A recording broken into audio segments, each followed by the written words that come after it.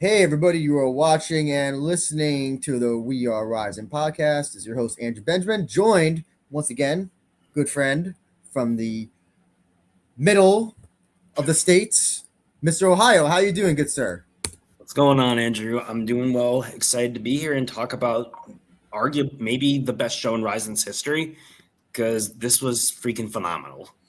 Yes, no, this was first a great show, a great first show.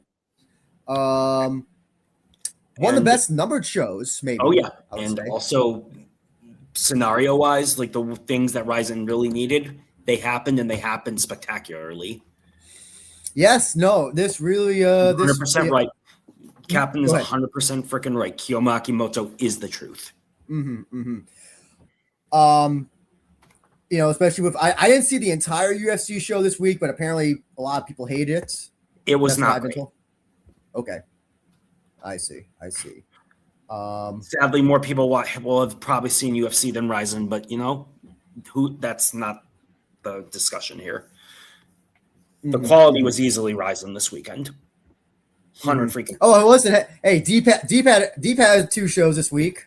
My favorite Po-chan Z was fighting. Ooh, did she win? No, she did not. She lost by split decision to. I did see Aoi Kuriyama won and Mori Suda won. Yes. And actually, Mori, in regards to Rizin, she asked for a spot on the Rizin 53 show in Kobe. Oh yes, because she's from that region, Osaka, Hyogo, something like that. I forgot. Yeah. Oh, by the end, it's great to know. T-San was saying that people were talking about the condition mix. We'll get into that.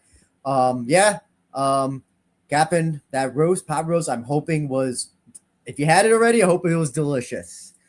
Well, we're here to talk about Rizin 52. First things off, Friday show. What do you think about that, Mr. Heil? I mean, for us, I thought it was great because you don't have to wake up on a Sunday. It's on from the week to the weekend. It's just, for me, it's easier to stay up. I guess. I know, if I remember, I think they were up against Otani and Team Japan at the Tokyo Dome. So that was an interesting decision. I don't know how far out these were booked in advance, but I'll say this, it was better for international fans, I think. T-San, maybe you can tell us, do you happen to know why it was held on a Friday? I'm guessing it was because of Otani. He was playing in Tokyo Dome. That's my guess. That's my guess. So, yes, and he confirmed, the reason ticket sales not good, right for 2, same week of the WBC Classic, Japan, Taiwan. Oh, okay.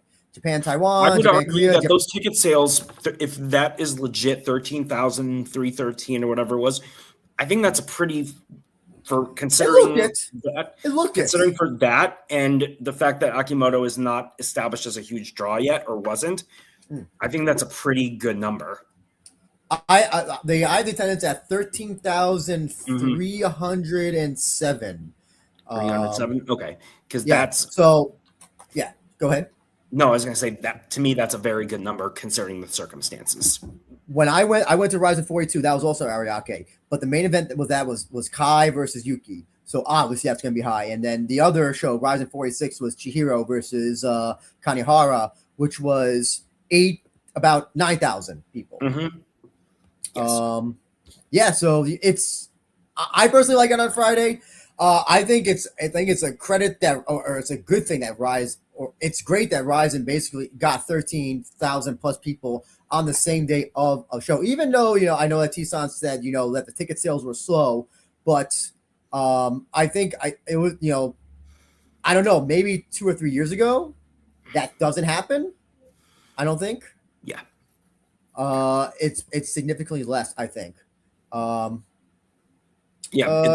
brand has improved. The brand strength has been strengthened a lot these last couple of years, I think. And Rizin Zone, bonjour. I know it's pretty late where you are. I just want to say, drop me by before going to say that Kyoma Akimoto is the best child in human history, and I'm sorry for not believing before. So the 2 best children in human history, Kyoma Akimoto and Mozart. I think those are the 2 best children ever in the history. And T-Son saying the full pack of Ariake is 17,000. So not number of audience, not bad at all. Collides 3. Yeah. 17,000, I think, is like without anything. Like, and if I'm, and Andrew, correct me if I'm wrong, but the stage was blocking some of the seats. Yes, they did. They did like a stairs. Right, but I'm saying like the top screens, you could see that they were blocking seats, like the higher seats. Yes. So there is that to consider too. Mm-hmm. So all in all, very successful night in many ways for Rizin. Yeah, let's just give overall thoughts. Overall thoughts. I think. To go first. Yes, please do. Phenomenal event. I would give it probably a 9 out of 10. Other than the 2 decisions, I thought that this show was phenomenal. You had a bunch of exciting finishes. You had a bunch of new like if they aren't stars already, they're star-making performances from Akimoto, obviously, Yuki Ito, who steamrolled Mota, which was very surprising. And then Noelle looked awesome as well. So for me, those 3 results right there are what Rizin wanted and needed and got in spectacular fashion. And I also thought that Shoko Sato looked shockingly good. Oh, yeah. Like that was like, that Shoko Sato is a true contender. Mm-hmm. So I don't understand why the hell it took him so long to do that, considering his pedigree. And then just a bunch of really good finishes as well. It was unfortunate what happened with Shuya Kimura and Takagi, because that was shaping up to be pretty decent, I thought, but it is what it is. And then I thought Kim looked really good too. Off the top of my head, those are my thoughts. Yeah, I think it was. I give it an 8 out of 10. I think 2 of the fights, they're the decision fights. Yes. Kind of, really exposed. I was not. We'll get into the dual must system a little bit later. Credit to also Rizin TV. The stream was immediately available. Yes. And I forgoed my sleep because I thought, like, okay, what happens if it's not? Oh, yeah. And Tony Laramie looked awesome as well. Oh, yes. Tony Laramie. First Rizin show, Crazy Bartar from Poland, I think you are, says, first Rizin show I said for the whole way through and almost a year and definitely don't regret it. Got me hooked on Rizin again. Yeah.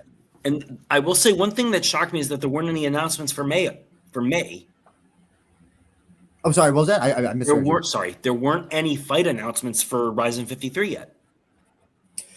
Yeah, that was true. I think they're going to save that for press conference. I think they're saving that. Usually they announce a couple fights at these. Yeah, they do. Oh, yeah, they do. They just announced shows this time. Mm-hmm. So and that's really cool. And I like that they're going. I believe it's Sendai in June, Hiroshima in July.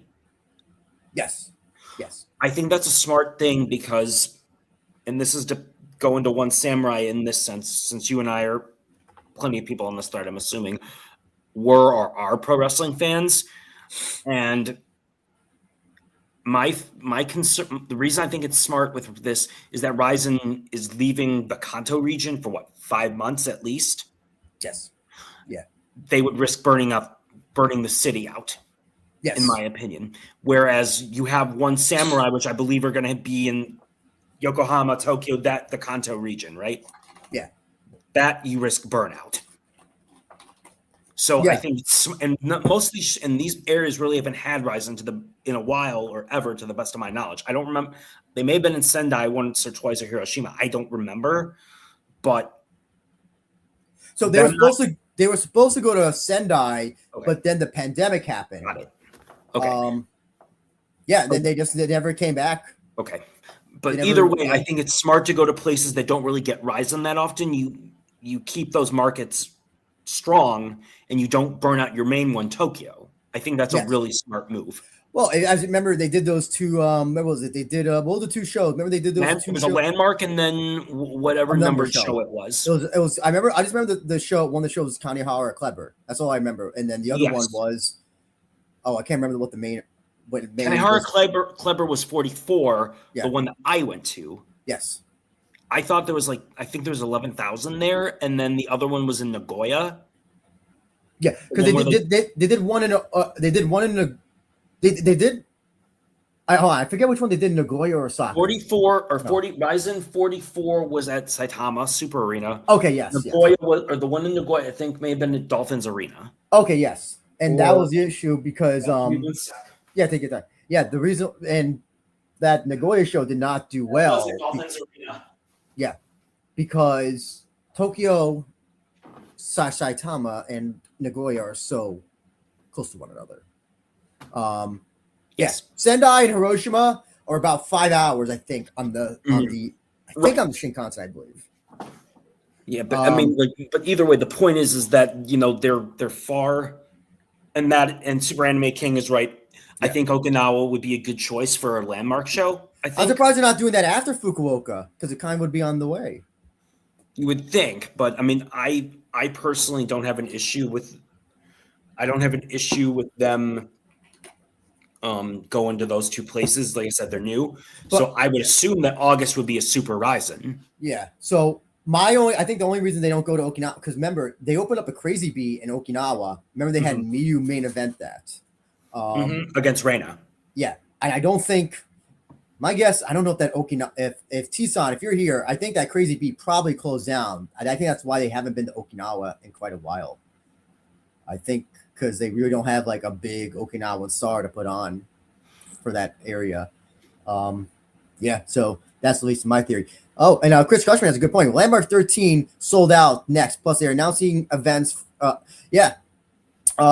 So they have. I mean, to me, it was Landmark 13 has more star power. I think that's one of the reasons why. Yeah, that Landmark 13 show they loaded up as if it's a numbered show.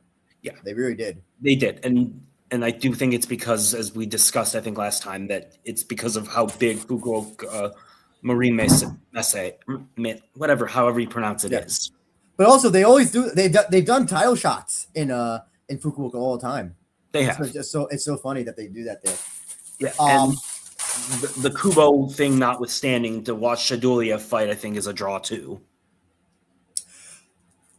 I try to see if there's any connection with Kubo, but there's no Kubo Fukuoka connection. I think the draw is the title shots, the two title shots. And also Joji Goto. Don't forget Joji Goto. I think he's from that area. Okay, I think he's from he might be from Nagasaki though, but that's around the same area. Gotcha. Yes. The YSA gym is not run by them anymore. That's before I'll get to your question, Super Anime King. Just want to remind everybody, the Rising contest is still going on right now for his T-shirt. What day did we say? You gave me March. I thought 2 weeks from when the preview. Ides of March, or was it Ides of March, or from whenever the preview was? Okay, so 15th. Oh yes, that was it. The Ides of March 15th. Just DM me or message me what's your favorite, what fight you want to see in 2026 in Rizin, and you'll be entered in. Medium shirt. So, and I'll send it to wherever you are, no matter where you are. And also, T-San is correct. I'm mistaken. Joji Goto is from Hokkaido, not Nagasaki. Super Anime King brought this up, and this was mentioned in the Discord. We'll get into the recap right after. Apparently, Brave might be done if the rumors are true that the Bahraini royal family is fleeing. Is that true? I have not been keeping up with world politics right now. There's a lot going on in the world right now. I did not know that anything was happening in Bahrain. But if that's true, I have that could maybe that's why Mokayev is like fighting in Brazil or something. If that is true, oh boy, has a lot of fighters. Maybe we'll get I'm not seeing anything in the news right now. So we'll see. Okay. That is an interesting rumor I don't know. I feel like that's an interesting rumor of, I don't know. That doesn't start out of nowhere. That doesn't start out of nowhere. No. Well, what's Super Anime King? Unless something's confirmed, I don't really want to comment on it at this point. But if it does, we'll do it on a future show. WMAC now said he liked both the ladies' fights. I know you liked it because Oshima won. I don't think she should have won though, but that's a different story. And Noelle, of course, did Noelle things. Easy Ray says, who would match up for a BMF title? Do you mean the Rizin's BMF title, the Last Man Standing? Is that what you're referring to? Just clarify. If you mean the UFC one, I honestly have no idea at this point. Let's get into Rizin 52, and we're gonna start off. I wish I changed up these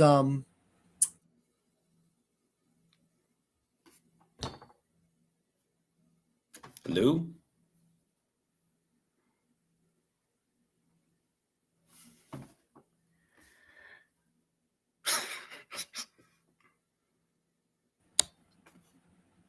Are you there?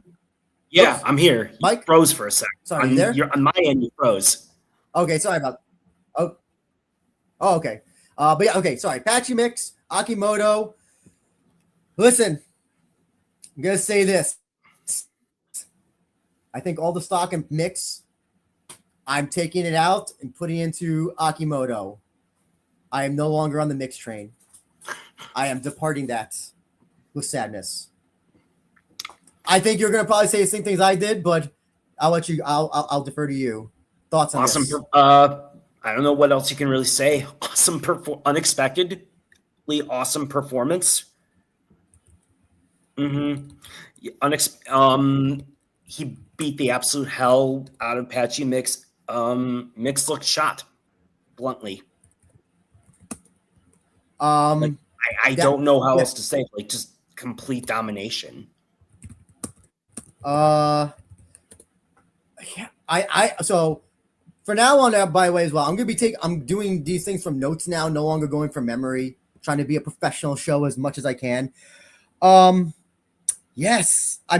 What was that stance that Mix was doing in that fight? I don't know, but it was garbage. It was a weird stance. It was a weird stance. It was like wide, but he was also like wide and like, I don't know, like chin up.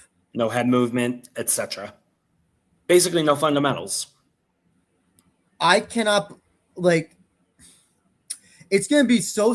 I saw Mix's first fight at Madison Square Garden in Bellator, and I'm like, this guy has something. This guy has something, and despite the loss to Archuleta in UFC, I thought this guy still had it. I've seen speculation that people have said there's maybe injuries going on with him, either leg or back injuries. And I know that Kaplan brought it up, and credit to him, that his wrestling has regressed. I think he attempted one takedown. He attempted one, and he abandoned that game plan. And I don't know. And you know what the sad thing is? The sad thing is that the narrative will be, with some people, will that be Kyoma Akimoto beat a worn down Patchy Mix, when it should be that he just beat Patchy Mix, unfortunately. Patchy Mix, I mean, he did look shot, but I will say this. This is the type of fight that if someone is for real, they win. If they aren't, if they're fraud, they lose. It's that simple. And he more than passed the test. So that type of narrative that certain people will do is, pardon my language, it's bullshit. We got Sam, our good friend Sam, who wrote a great article on Kyoma Akimoto and a great guide for Rizin 52. I just wish you had posted earlier, because I would have had time to like blast it all over social media much more, but it was still great to read nonetheless. Continue great work, Sam. Says that Mix's takedown offense has always been a total myth. AZ Ray says that Mix had that bad stance with the Archuleta fight and lost. And then it also says that him and his wife have shoulder and back issues. Tatiana and him are busted due to a long career of wrestling. And then also Crazy Bartoro says that Mix says that he's a world beater than Jim, so it's a mental block as well. Yeah, I don't potentially, but I still think that's not giving Akimoto the credit. Yeah.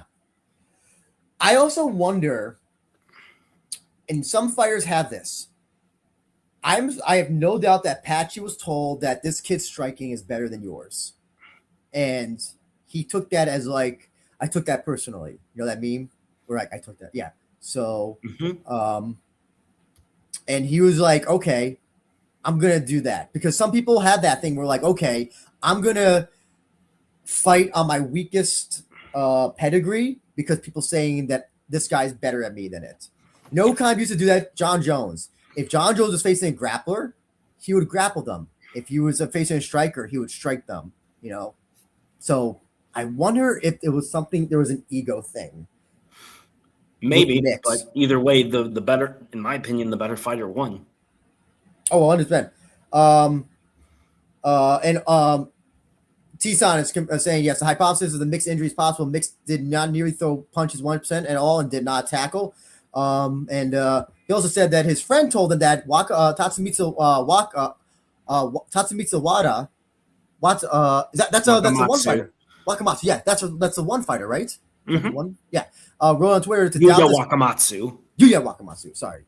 To doubt this fight because what Patchy Mix wanted to do.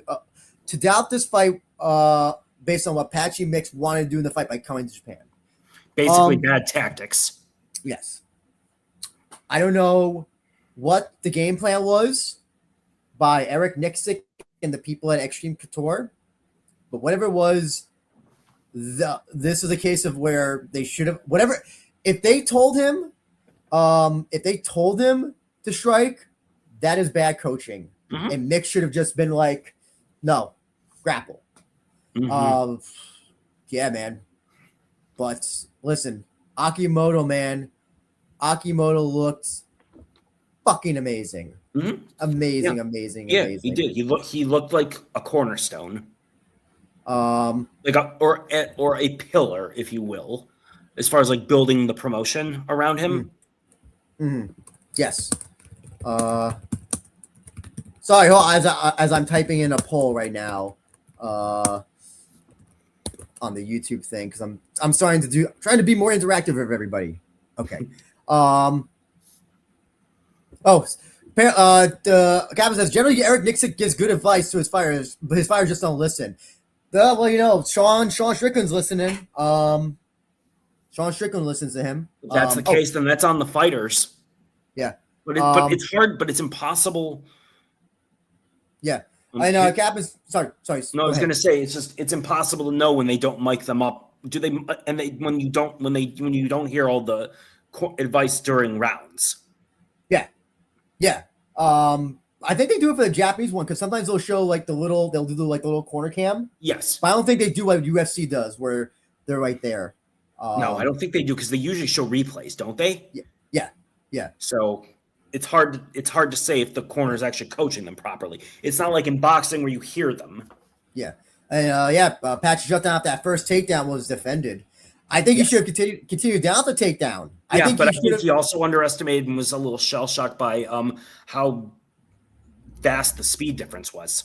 Yeah. Captain, Sean Strickland didn't listen to shit during the DDP fight.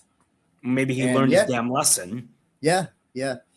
Ayek says that Mix admitted he just couldn't handle the speed. Patchy always crazy excuses, but this time he didn't. Yeah. Man, you know, but listen, you know, let's like that. Let's give a credit to like we're talking about the downfall Patchy. Let's talk about the uphill of Kyoma Akimoto. The uphill trajectory. Yes, that 1-2, the 1-2 to him that just and then his reaction time. Yes, his reaction time. He knows what to do immediately right after. Yeah, he's a phenomenal. He's just phenomenal for. He's now 20, right? Yes, this is his last fight before he turned 20. He turned 20, I think, a few hours after the show. Wow, but I mean, either way, as you said, his reaction time is impeccable. He also has tremendous fight IQ. Yes, he does because he didn't rush in because you know that I would have thought that Patchy would have been counting on him being over eager. Yes. And then trying to clinch and take him down that way. And Akimoto kept his distance and did what he had to do. Yes. AZ raises a question. Do you think Rise would ever do an intimate show in a historical place with elites? Something similar to what UFC is going for the White House. We actually talked about that. No. Like, if they could never do the Emperor's Palace. if that's what you mean. Wasn't that what wasn't Landmark supposed to be? The original concept of Landmark supposed to be Landmark was supposed to be kind of like that. It didn't really wind up being like that. It was like secret venues and all that stuff. So because I think one of them was under Tokyo Tower, wasn't it? Yes, yeah. I guess that's the closest thing, yeah. Because like those were only like secret shows that like fan clubs or fan members or something could get invited to. Yeah.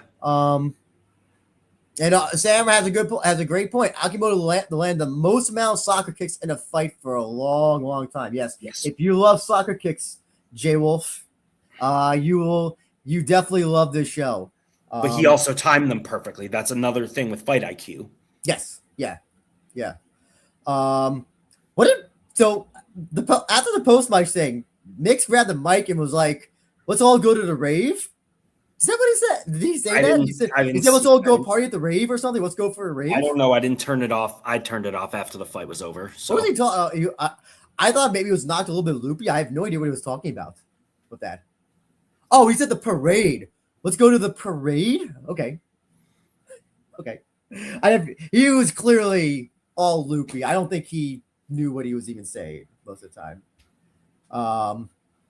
My favorite thing though from this this past week was watching the preparation and the Hafiz's interview with and him just messing up every name that was like that he tried. He messed up Mikuru's name. He messed up Sakaki Bara's name. I think he messed up Ogi Kubo's name. Oh, this was hilarious. Oh, just him just messing up every name was just like brought me back to the Tito years. Superman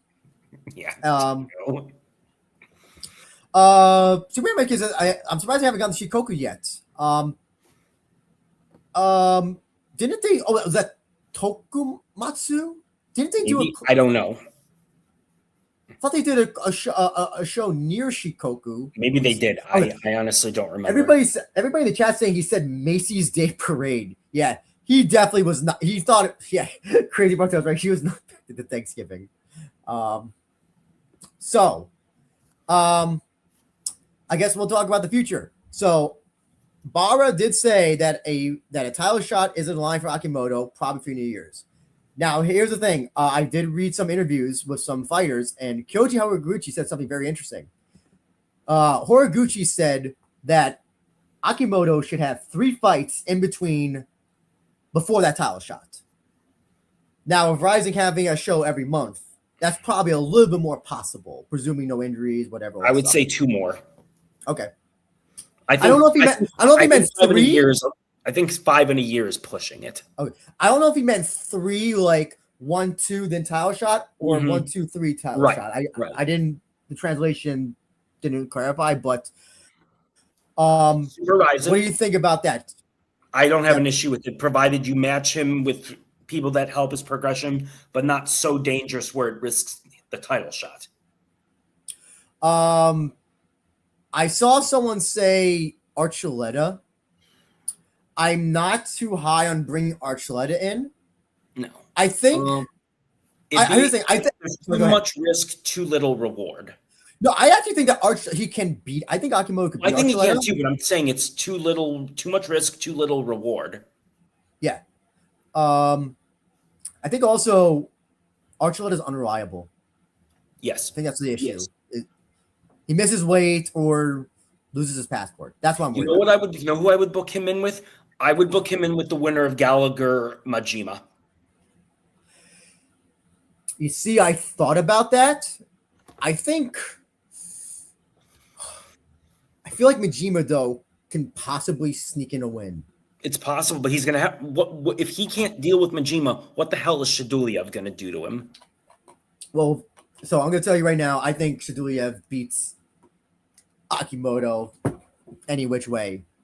I don't think he beats him standing, but I think he'll take him down and submit him. But that being said, you got to put him with a grappler, like a Matoya-esque grappler at some point. And for me, Majima's the guy.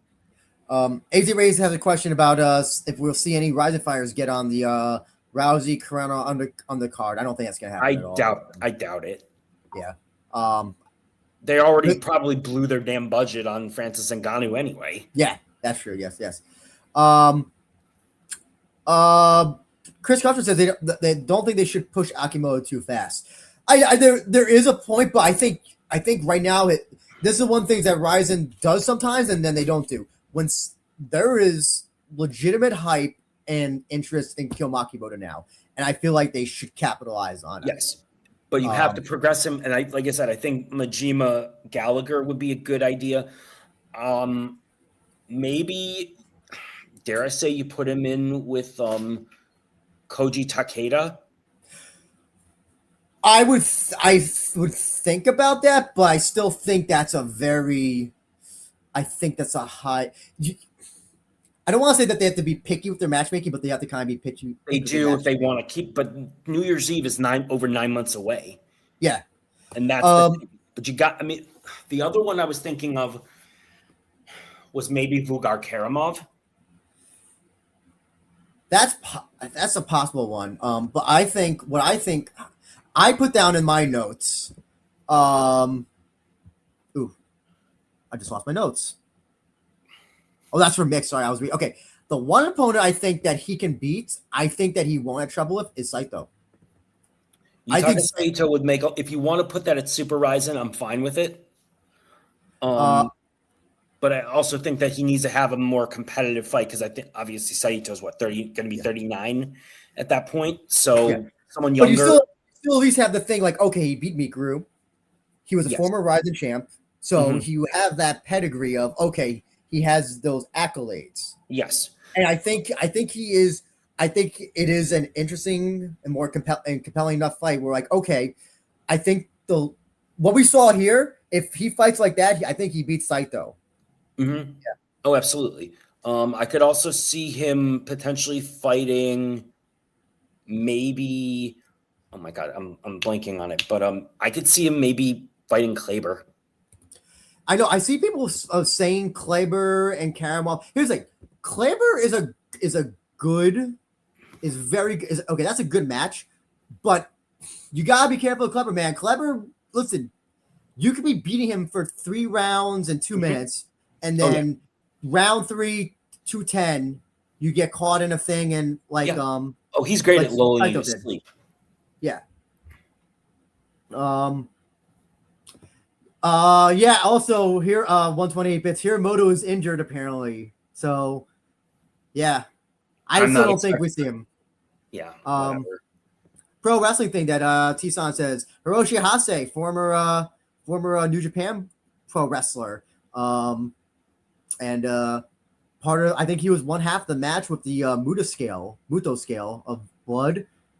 Is no longer mayor of Ishikawa. Isn't he was he a sports cultural person? I thought he was. I know he was in the government.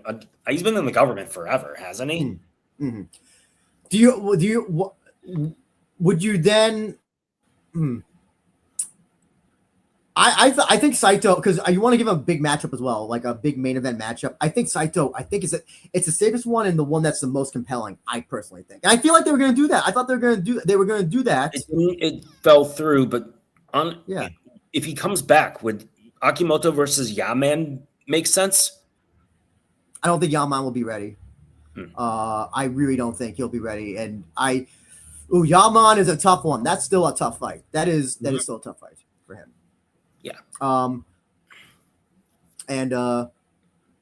think I know people are saying Karamov. I'm not opposed to that, but there's still just that possibility of that he could lose that fight. I think I'm confident 90-10 that he would win the Saito fight, there's still a little tinge of it's still a challenging fight. And then if he beats him, then you have an open store, or you have an easy story to get into the title fight since he beat a former champion, former Rizin champion. Yeah, I would book him at Super Rizin and then wait till New Year's. I would have him fight 3 times this year, but that's just me. Yeah. People are saying Hiramoto. I didn't know he was refusing to face Hiramoto. I did not know that. It's interesting. I honestly did not know that. Oops, I'm clicking the wrong thing. There we go. Okay. Is Shohei Ohtani? Wait, hold on. Ace Race, can you repeat that question again? I don't understand what you mean. Will he ever fight in Rizin? I don't think so. Most likely not. Thoughts on the Takaru Rodtang rematch? It's just to draw a crowd. That's all. Yeah. Takeru's gonna get crushed. Yeah, he's gonna get crushed, and that's his last fight. I think it's a retirement fight, right? Yeah. That's it. Mix. Patchy Mix. So I think he said he has 2 more fights with Rizin. Okay. Do I dare say this? If Kyoei Hagiwara beats Mehua, would you do Mix versus Hagiwara?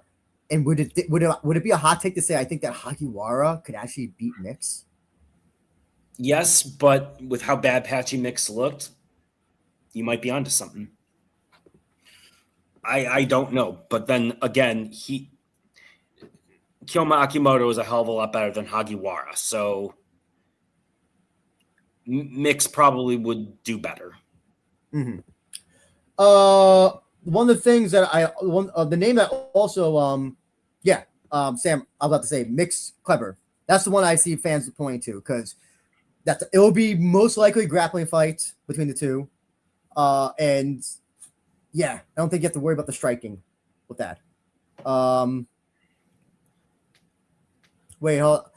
AZ Rays, you said you remember reading the Sakakibara signed Shohei Ohtani to Rizin, but it was a weird contract saying that if you ever tried MMA, you have to do it in Japan. I never heard about this. Never did. Are you sure? Is it maybe somebody else who you're thinking of? Maybe it's another Ohtani. I never heard about this. Quite honestly, I'm not being facetious. I never heard about this. If you, T-san, have you heard about this? Sakakibara signing Shohei Ohtani to Rizin? I would have heard about that. That would have been big news. Even if it was like kind of like a little this kind of like contract thing. Anyway, T-san, if you happen to know about that, let us know. I think Mix versus Kleber. I think that's the best outcome for his next fight. I think makes sense. But I'm trying to think who else is out there 145 that he could conceive like maybe an easier opponent. Because I'm trying to think. Yeah, Hagi. I suppose you could put in Shoji, but I doubt that. Mix is going to get a big name. I don't think they're going to. I think rebuild him. Okay. They'll just throw him straight in. So Chris Cushman says he was talking about Ohtani kickboxing. Shoji Ohtani. Yeah, this sounds like more. He maybe he was joking that he would sign because this definitely. Excuse me, sorry. It's definitely never happened. Like no. I definitely remember hearing about this. Maybe he meant it as a joke. Maybe. Okay, I'm seeing the comments. Mix versus Nishitani. I don't think we want to do that. No. Maybe. Oh, Super Anime King says Yuta Kubo will need an opponent after Shad destroys him. That's an interesting. I didn't think about that. Yeah. Mix versus Kleber. Oh, Kaplan says Mix versus Kleber's risky because it'll probably end up as a tepid kickboxing match.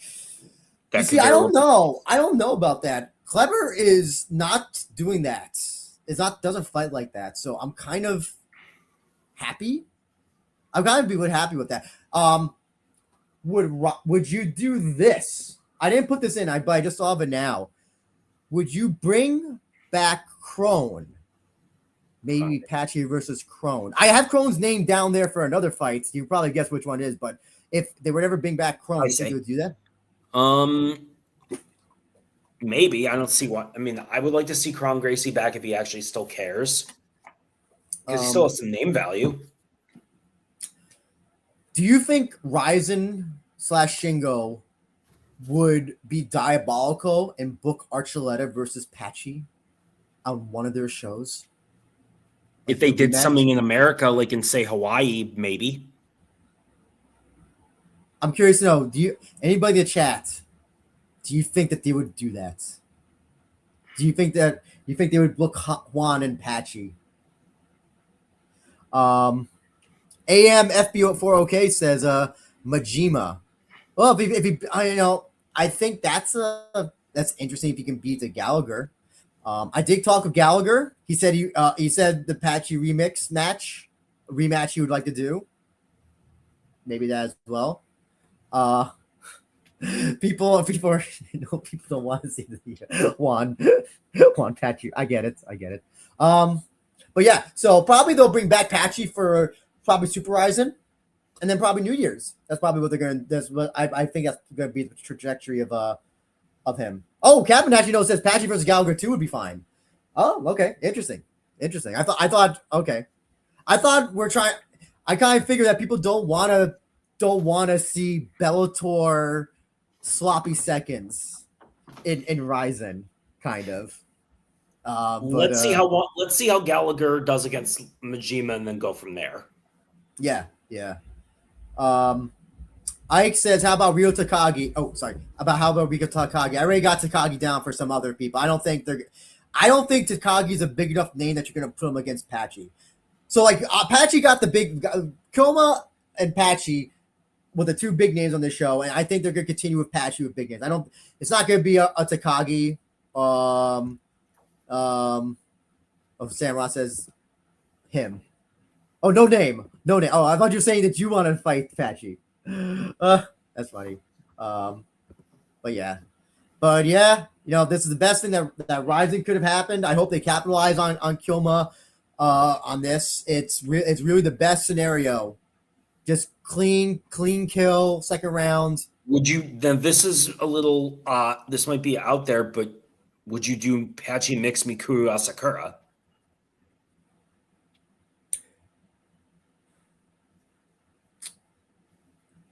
Huh.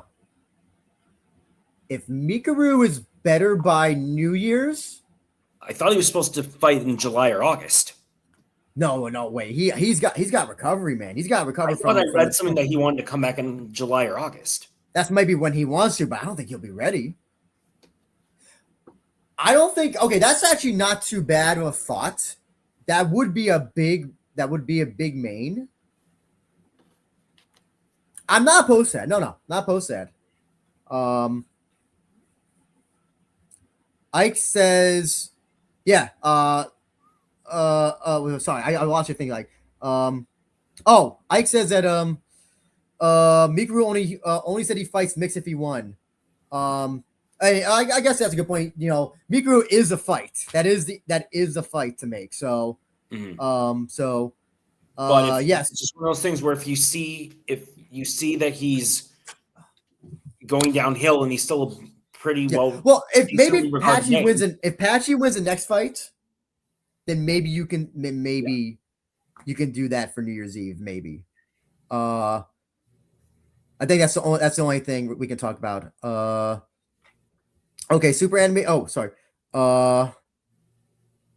Okay. So it looks like he might show up sooner than New Year's Eve. Well, as of now, he'll show up at a show, but I have not heard anything that he says Super Anime King says that he can't go back. And confession said he can't go back to the gym until March, April, maybe even May at this point. But that would still be enough preparation for August, depending on who it is. Yes, but I'm saying so the timeline does add up. It does add up. Yeah. I'm not opposed to it, but I would if he was safe, because also the New Year's Eve show, Nagoya. Mm-hmm. He's from Nagoya, Aichi area. So if they just want to save him from New Year's, I definitely see them doing that. And then maybe Akimoto main eventing or co-main for the Super Rise in August. Yeah, whenever that'll be. But all the stock in mix. I'm sorry. Excuse me. Sorry. All the stock in Akimoto. Yeah. Great. Let's talk about this co-main. I take a big fat L. I took 2 L's on the main and the co-main. I think I did too. We both picked Saku. Saku. Yeah. Very good fight. This is a very good fight. So this is a case of where somebody fell in love with their striking way too much, unfortunately. Yep. And you are right that Gustavo is dangerous as long as a fight is going on. So it was just 5 minutes. It was 3 rounds, 5 minutes, and he's dangerous for those 15 minutes, and we saw that. Just took one. It just took one. By the way, Saku also broke his jaw apparently, and he posted on Twitter that he can't close his mouth as well. I don't know. I don't know as of this message if he's able to. If they fixed that, I hope they did. But yeah, I'm surprised that Saku did not try to grapple at all, except for maybe a little bit of the first round. The one takedown in I think it was the first round. Yeah. But he was out striking Gustavo, but it wasn't definitive. T-san says, like you said, Super Big Festival, Sakakibara plans to put Mikuru. And Mikuru, the Karamov fight makes sense. Hiromo is injured, though. That's what Sakakibara just said. He said that Chihiro and Hiromoto are both injured. So is the Kohei Tokeshi fight an exhibition? No, I think it's for a title. No. Oh, it might be. Oh, that's cool. That's Tokeshi's retirement fight? Yes. Yeah, I think it's his retirement fight. So it might be an exhibition. So that's why yeah. Quickly before we'll go back into Gustavo, Saku. I know Super Anime King says, I don't think merit has anything to do with a mixed Mikuru fight. The headline will be saying Mikuru Azakura taking on a former Bellator fighter with no regard of where that fighter is now. That's kind of a good point. That's I see that. That's kind of what I was implying, but thank you. Yeah. But Gustavo Sakuraba, I mean, listen, I'll say this. Sakuraba looked good. He did look good at points. He did, but he made the cardinal mistake of keeping your left hand, a southpaw leap, keeping their left hand down and keeping his head on that line where Gustavo just threw that right hand straight. Boom. Fight over. Came right over, boom, hit the ground. And hit the I think he was knocked out. I think he was knocked out before he even fell. I think he was knocked out. You have to fight perfectly against Gustavo because he has one punch power. Can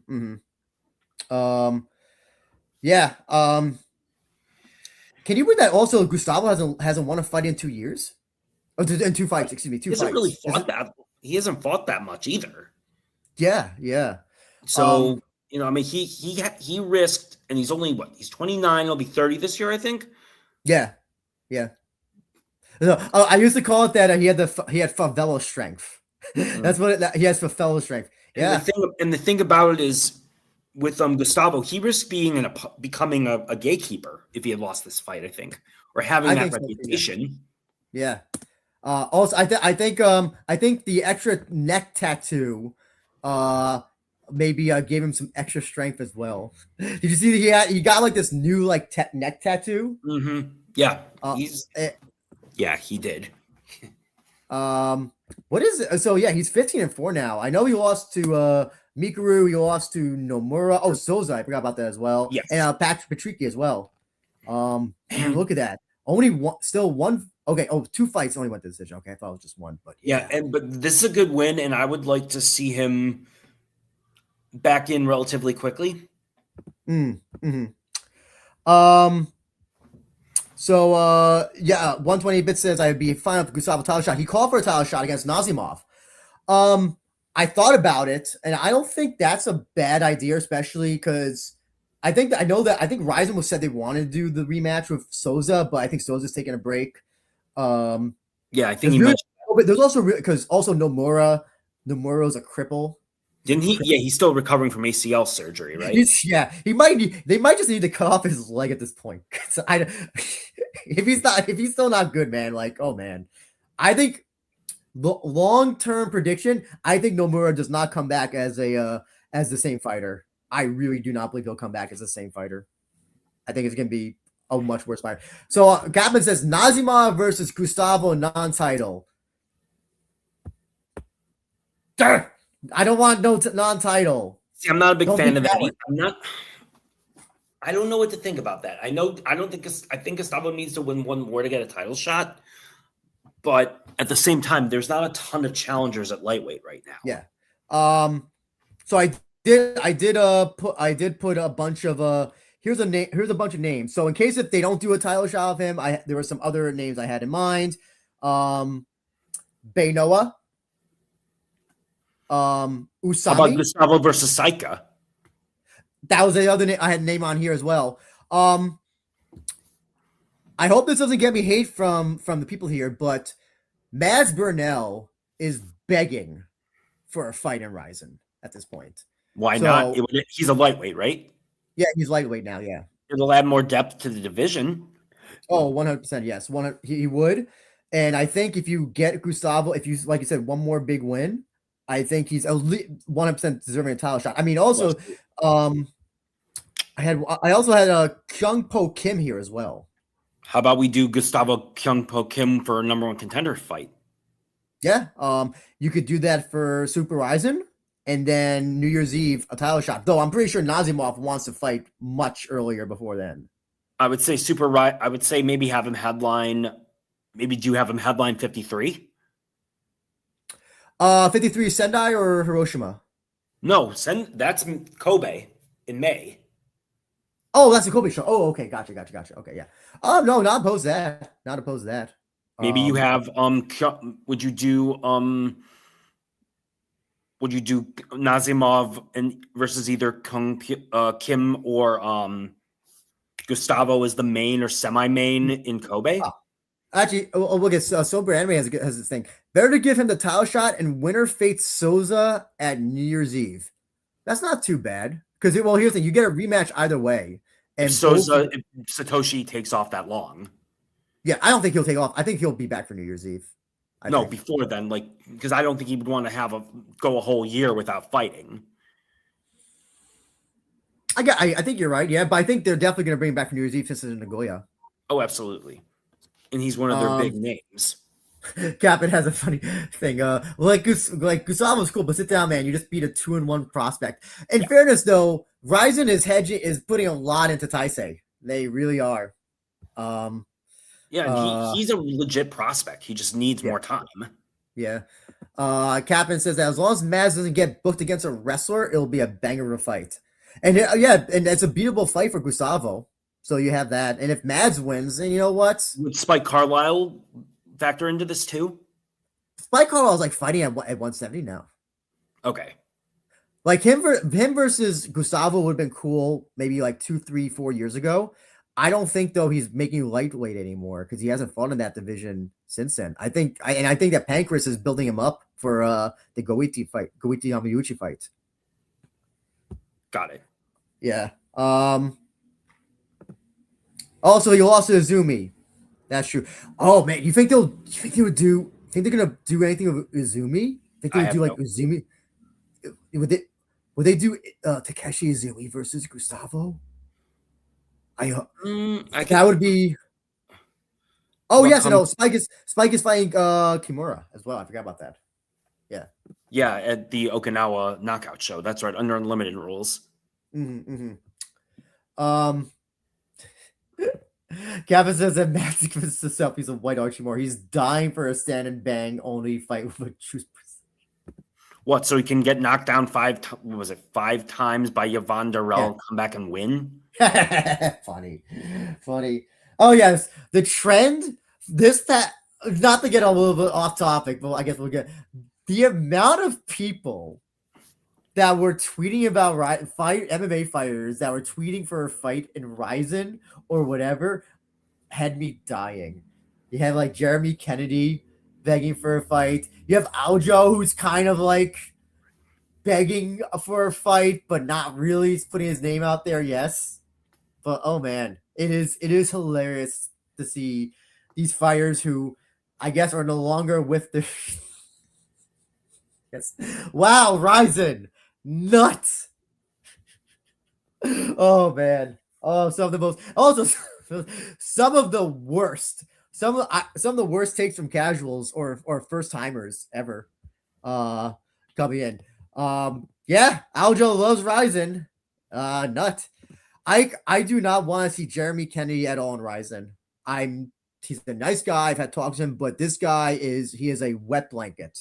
He is not an exciting fighter. If they put him in a cage show, a landmark show, he will hold whoever he's fighting against that cage badly, and it will not be fun. People just spamming. It's just spamming. They would cut his ass quickly. It would be boring. It would be boring. I don't want that. So for Taisei, broken jaw, probably prospectively out. I would guess 5-6 months. I'm guessing that's usually what the usual. It's 2 places. September, October, presumably. Yeah, maybe not even available for New Year's at this point. So the only name I put down and here, you know, if you want to bring Chrome Gracie for a fight, I think that's just a fun fight to make. How about Suguru Ni? Possibly, yeah, but they're different weight classes. I don't think Suguru. True, but since the one is that stopped Rizin. It hasn't, but if you're gonna go all into the Silva, how about Taisei versus Noah? Not opposed to that, actually. Not opposed to that. I only said Chrome Gracie because you already did Silva versus the Wanderlei. You played on that whole thing. Why don't you do Gracie's now? How about you do a Gracie versus Sakuraba thing? See if they can get. That's only why I thought. Right. Noah's not too bad though. Noah, but he can still get cracked. Noah can still get cracked and knocked out. But I think that fight goes with Sakuraba submitting him. Oh, absolutely. I think it makes sense considering where both guys are. Yeah.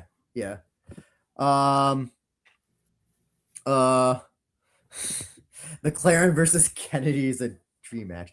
Liam01 says, seemed to be a lot more engagement for the Rizin card on social media from people who aren't super into Rizin. Do you think that's because of the success of New Year's card, or was it because of mix? I'll tell you, Chip, I think it was because of mix. I think it was mix, honestly. I think it was mix as well as being on a Friday. I think that really helped as well. Yes. Nothing was off. No UFC to pay attention to. No PFL. No deep kick. Or boxing as well. I think it was definitely mix. It was a curiosity of seeing how mix was gonna do post UFC. A lot of fighters, a lot of people get interested in fighters after their like UFC run. If it's there's and they got him also early as well. That's the thing. It wasn't like he waited 1 year or 2 years. He fought somewhere else. They got right on mix as soon as he was cut. Now supposedly, here's what I was told.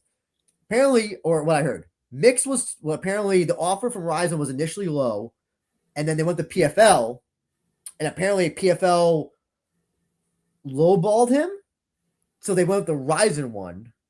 And I have a theory that they went with Rizin because when they made the offer to Kyoma, or they made the offer to Mix, they were so confident that Mix could win. Because, 19-year-old kid, who's he fought? Not a lot of people. Look at who Mix has fought.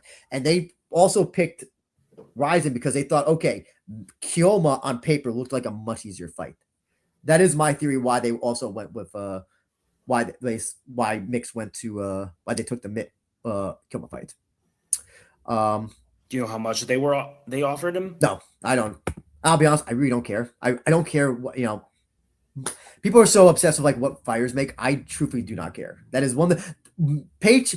I want them to get paid good, but also what you make. It's like, I don't know. I'm old school. Like I never, it's like never ask. It's like never talk about politics at the dinner table. Don't ask somebody what their salary is. I don't know. That's just how my brain is operates.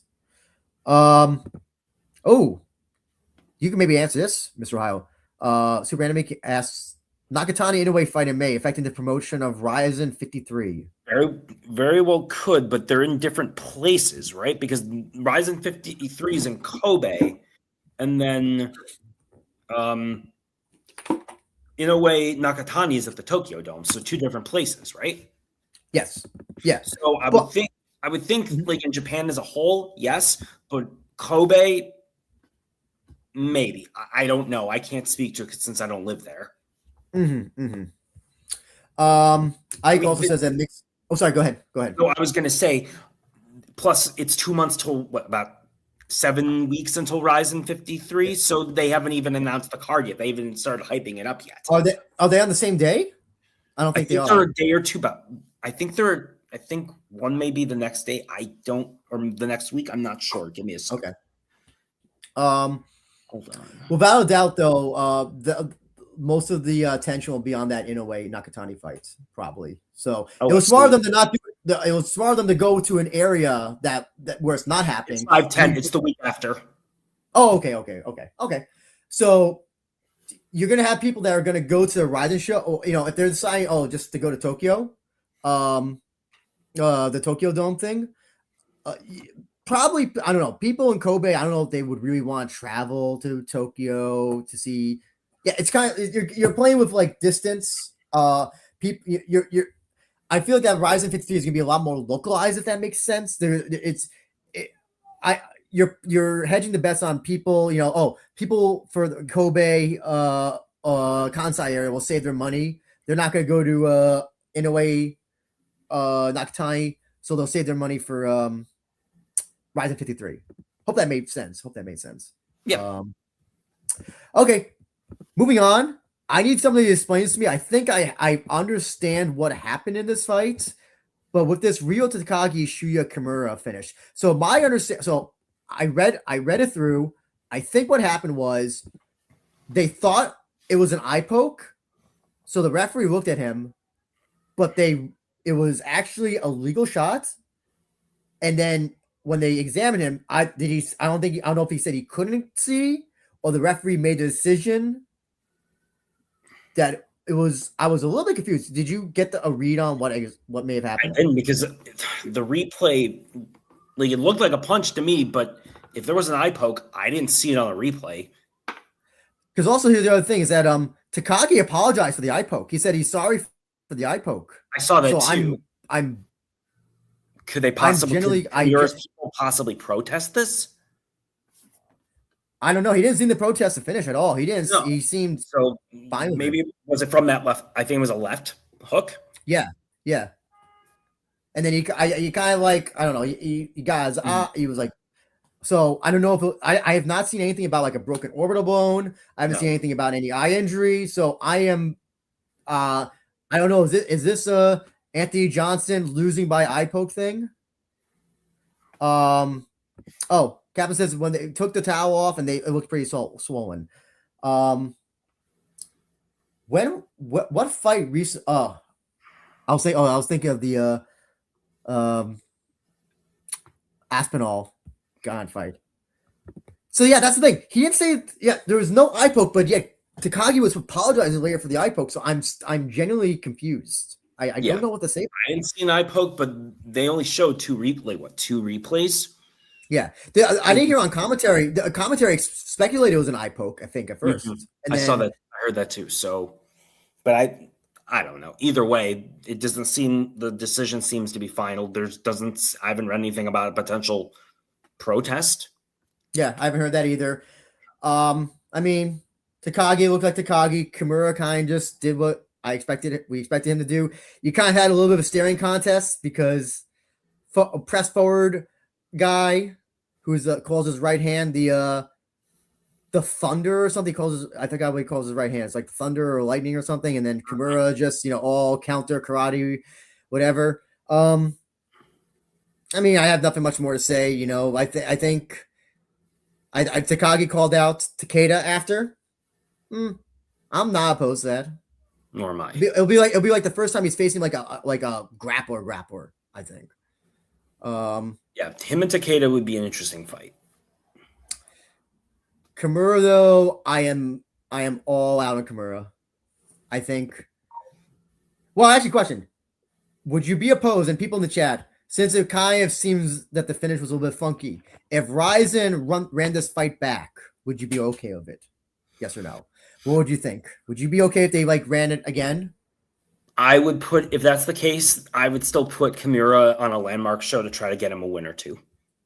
See, here's the thing. I put down Kimura, that Kimura should go back to Gladiator if he doesn't have another fight. I think, I don't know. So Kaplan says, we need to give Kimura a squash. I don't know who is a squash. Like, you're going to have to get a fighter who has absolutely no striking prowess or defense, or somebody who's an under 500. Yeah, just get someone from Gladiator or Deep. God knows there's plenty of them. They can do that. I think. But I don't know. But also, and Aniki, when he was on my show, said that Kimura should not be at this weight class. What do you think about that? He looks small for a feather. Can he make one? This was a feather, correct? Yeah. I think he probably walks around at 145, maybe 150. He does not look like a big guy at all. No, he doesn't. So go move down to bantamweight. I think he could easily make bantamweight. Easily make bantamweight. He probably doesn't want to do the cut though. Probably doesn't want to do that. Let's see what people are. Okay. Oh, Bonjour. Bonjour has a question. Do you think Rizin did good social media numbers in Japan, considering with the WBC going on in Japan with all those considered? It seemed like it. I got a lot of stuff. I didn't see him, so I don't know. I saw a lot of good stuff. A lot of good people. A lot of good. Oh my god, I can't speak. A lot of people talking good stuff about Rizin on foreign and Japanese social media. But also, here's the thing: the way that Twitter X works is whatever you are looking at the most, that's what you're going to be seeing. So I don't ever pay attention to baseball. So there could have been people talking about baseball, and I wouldn't have seen it because my algorithm is all MMA and pro wrestling stuff. So yeah, but from what I saw, it seemed to be good. Anime King, the attendance was 13,307. 307. Very respectable, like we said, very respectable number. Yeah, 13,307 was the attendance. Ike doesn't want to see him. Things like Takagi look good. Kaplan says Karate Kinoshita. Okay, you might have something there. But here's the thing: you have two karate guys. That's a tough one. That could be either really good or really boring. It got to be a quick KO or really, really boring staring contest. I should not post that. Or book him with Akimoto when he's back. Listen, man. Akimoto is not going to be back for quite a while if the translation is even close to what I think they were trying to say. Just a little background on what happened with Akimoto. We'll talk about next. That first I thought he got hit by a car. Then I thought oh, he was on a motorcycle. Then he got hit while on the motorcycle by a car. No, he was on a bicycle cutting weight. Then got hit by the car. Jesus.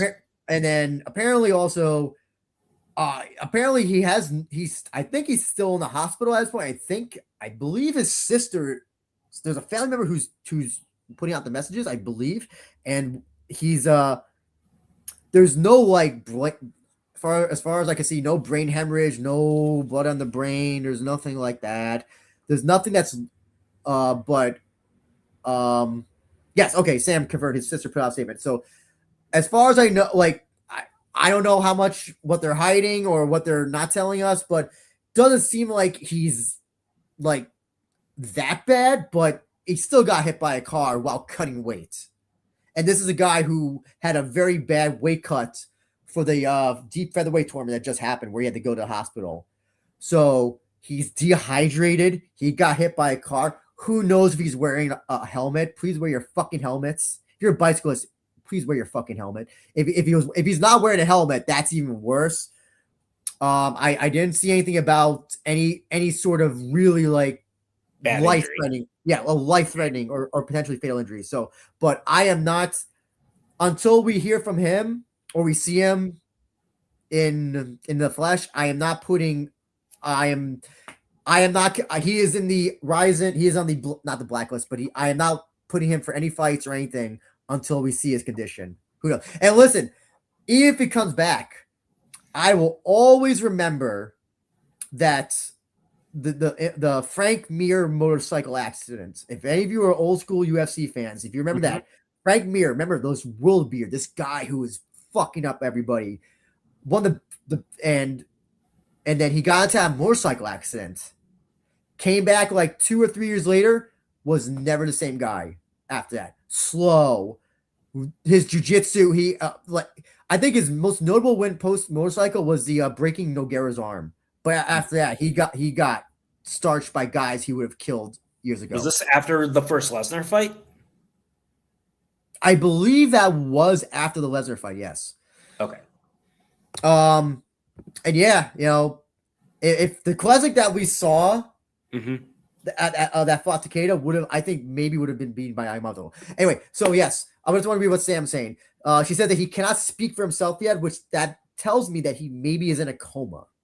That maybe, or I think that's what it might mean. But yeah, so yeah. Oh, John Nash says, I'm Japanese, so haven't noticed, but Akimoto should be very confusing for you guys. Yeah, listen, I won't lie. At first it was, but we're pretty good. I get more confused between Nomura and Kimura because Kimura is the striker, while as Nomura, it makes no sense that a striker's last name is Kimura. He should be a grappler. That and they're both at Brave. So yeah, that I get confused by those two all the time. We'll go back into Takagi. We'll just finish that up after these few questions. Bonjour says, do you think this new monthly event will help them build new stars, fill up the Ren and Mikuru rematch on Super Rizin? I think so, yes. But here, the danger of those shows is, listen, you're not going to have stars on those all the time. You're going to have, you might have one or two guys at the top, maybe on 2 or 3 on the bottom. You're going to have some guys. Some of those shows I'm going to tell you right now are going to look like deep shows. They're going to look like 4 or 5 fight nights. Yeah, they're going to look like pandemic era Rizin. I like pandemic era Rizin. I know a lot of people didn't like it because it was like only Japanese guys or people living in Japan, but you're going to have to be prepared that those are not going to have the biggest stars and people here are not going to be interested at all. But here's the thing, if you are subscribing to Rizin.tv or listening to this. Yes. It means more work for me, unfortunately. And it means that your subscription, though, is probably you're getting your money's worth. Chris Crawford said there's a guy that won an FCC in Britain who was hit by a bus tweets before he was supposed to headline APFC. Oh, that's good. That's good that he came back. We're gonna see a lot of JTT fighters. That's what it's gonna be. It's gonna be all JTT guys. Samurai, I think it hits it on the nail. We're going to see more demand for foreign signings and deep call-ups, but we'll probably get more deep call-ups and maybe 1 or 2 foreign signings. Yeah, the foreigners actually have to bring something to the table. You don't sign them just to sign them. Yeah. We'll just quickly go back. We'll go up and I'll go to everybody else's questions at the, in the chat. So Ryo Takagi, he called out Takeda. I'm fine with that. He hasn't really faced like a pure grappler guy. I think that's a fair fight to make. I think that's fine. Is there anybody else or just go with that? I would say he wants that fight, and Takeda's coming off a big win over Kolesnik. Yes. Makes sense for both. He should get a win for cutting 8 or 9 kilos and vomiting. This was a weekend for vomiting in MMA matches, by the way.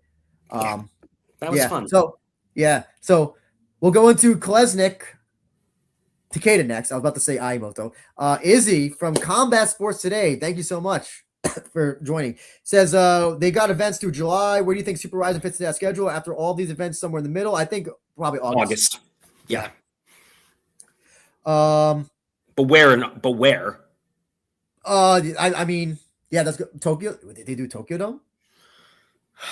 Would you do it in Osaka at the Osaka Dome? I'm about to say it's Osaka Dome. Either Osaka Dome, maybe Joe Hall, maybe. Joe Hall's only 16K though. For a Super Rizin show, they could probably draw more, especially Mikuru fights.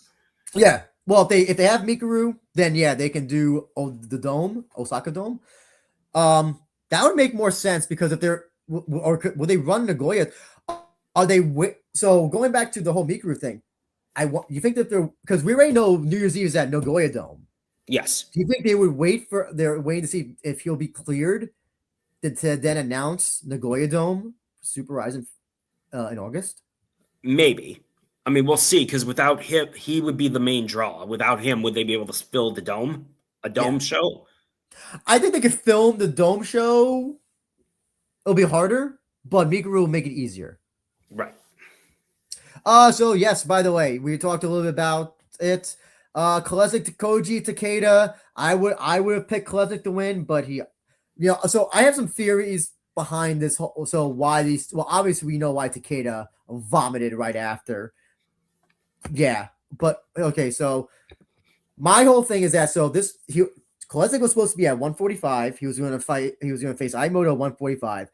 When they get the call about Takeda, or they say, hey, we're going to get Takeda, we're going to make the fight for 155. He's already cutting weight by then.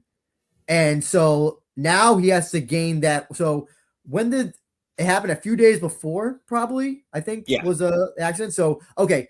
So presuming that, I think Kolesnik said he walks around like 80 kilos. Now he has to bulk up within but he can't bulk up too much.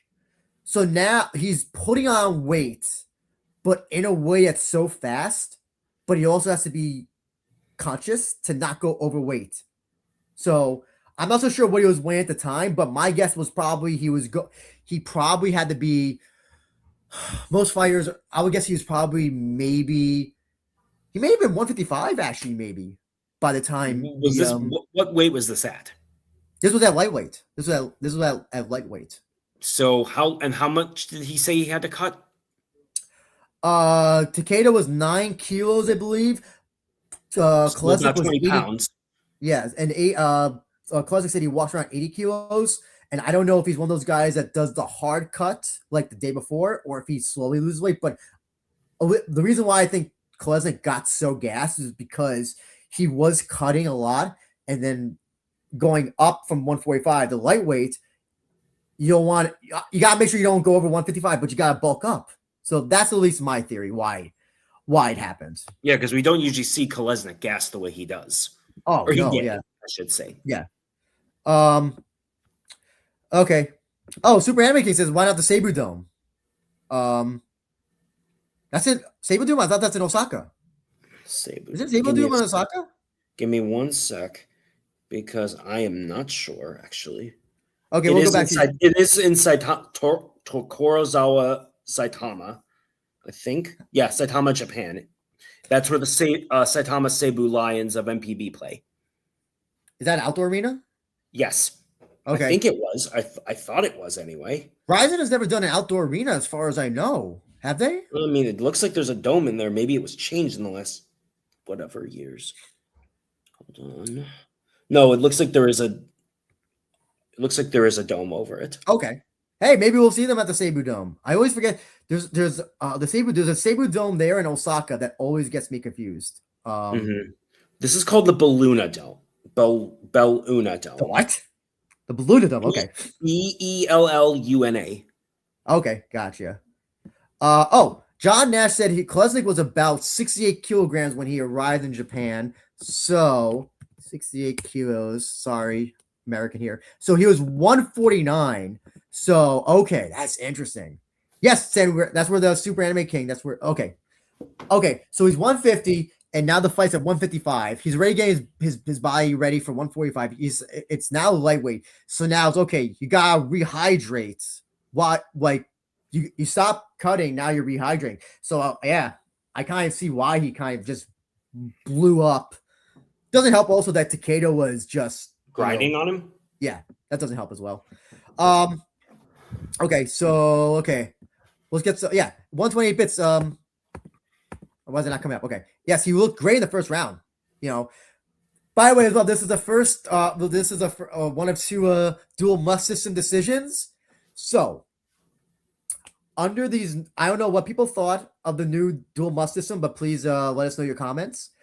Under the old rules, I presume that Kolesnik would have won, but if not, it would have been a split decision, loss or win. Excuse me.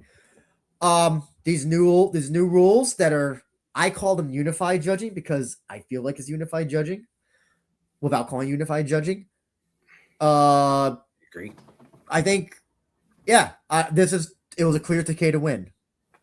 Yeah, 10 point. You're using the 10-point must system, and you're doing it per round, not the whole fight. Yeah. So, I mean, listen. Credit to Takeda, took the fight on a few days' notice. If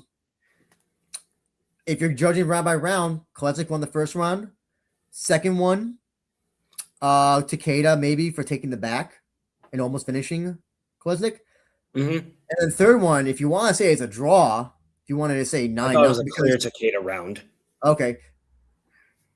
I just saw Takeda just holding on to him, and it was just like holding on, no whatever, nothing, no offense. So, yeah, not the most impressive. I guess impressive in winning a short notice fight. Yeah. Any thoughts? It's Mr. maybe Ryo? arguably the best win of Takeda's career besides Johnny Case. Yeah. Yeah. I don't know what's up with Case. If he's ever gonna fight again. I presume if you don't hear from somebody for like more than like a year, I presume they're not fighting. But He hasn't fought since Rizin Korea last year. Yeah, and he missed weight for that. So, but without doubt, this makes Takeda's stock rise up because he won his last fight in deep after a long losing streak.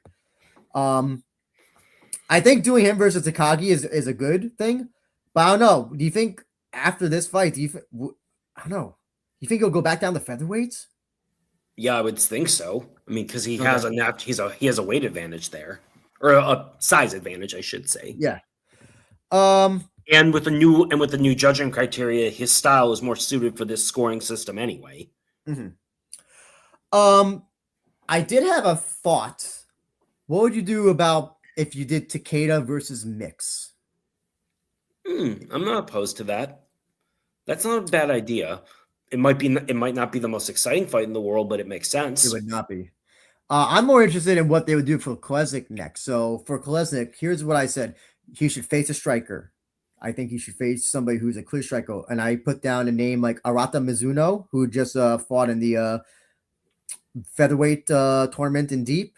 Would you put him in if when he loses to Shadulayev, would you put him in with Yuta Kubo? I think it's interesting. I think that's an interesting fight, yeah. Or like Kaito, who just won his fight against Seki in deep. I could see that. Would you put him in with maybe Ryogo Takahashi? I think so. I think those are fine fights. Yeah, I think those are fine fights. Though, by the way, you know versus Karate Kinoshita. Oh, I think Kolesnik smokes Karate. I know. I'm saying like two strikers. Yeah. Did you? By the way, did you know this fight was supposed to happen? 2022, I think it was. No, I didn't. Yeah, I didn't remember it either. But apparently, this fight was supposed to happen, and if Kolesnik got sick or something and couldn't make it to the fight, I forgot who they got to take care. Was this? Was this the one where they? Okay, let us see. We shall just quickly veer off, and I'll get to everybody's questions, comments, in 1 second. Right here, yes, this is 2024. Excuse me. This was the landmark in Nagoya. Was this the one that I wonder if this is the one that where Takeda fought Zach Zane? Was this the last? Maybe. Let's see. Maybe. Oh no, they didn't have a replacement for him. Okay, never mind. Oh, this is that show. Okay, this is okay. They even get a replacement for Takeda. Wow, interesting. Okay. Interesting. Okay, we got questions. I'm so sorry, guys. Just Bleed Fan wants to know, speaking of the schedule, do you think Rise will announce any Grand Prix tournaments this year? Yes. If so, weight class, I think lightweight, and especially with the amount of shows they're doing, that might be an indication as well. Yeah. And I agree. Kolesnik having a striking camp, then fighting Takeda at 155 must have been annoying, and also Kolesnik wins with the old rules. I think most of us agree with that. Bonjour wants to know, how do you think the UFC will be handled with Paramount being not 80 billion in debt with them buying Warner Brothers if they are not giving the numbers that is what for Paramount? They are stuck with them until that contract ends. So that is on them. Yeah, expect more ads for your UFC shows. And probably even shittier fights. Yes. And 120 bit says unanimous decision for Takeda is interesting. It is very interesting. They clearly saw the second and third rounds for him. Yeah. Ike said that Takeda's said Hagiwara's kicks hurt way more. Oh, that was it. Yes, no, you're right. Kolesnik had that surgery. I remember that now. CST News says, when is the heavyweight title fight happening with Bader? I think I agree with everybody else in chat saying never. Yes. Hopefully they forgot about it, but I think it will happen. I think it will probably happen maybe on Super Rizin, because I think they probably made that belt and they don't want that money to go. I don't know if they could get a refund for making that heavyweight belt, unfortunately. But yes, congratulations to Koji Takeda, and of course, hopefully all the best to Kazuki Akimoto. Hopefully he'll make a quick and speedy recovery with very little complications.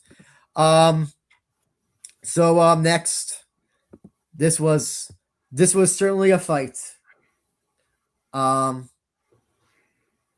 Oshima won.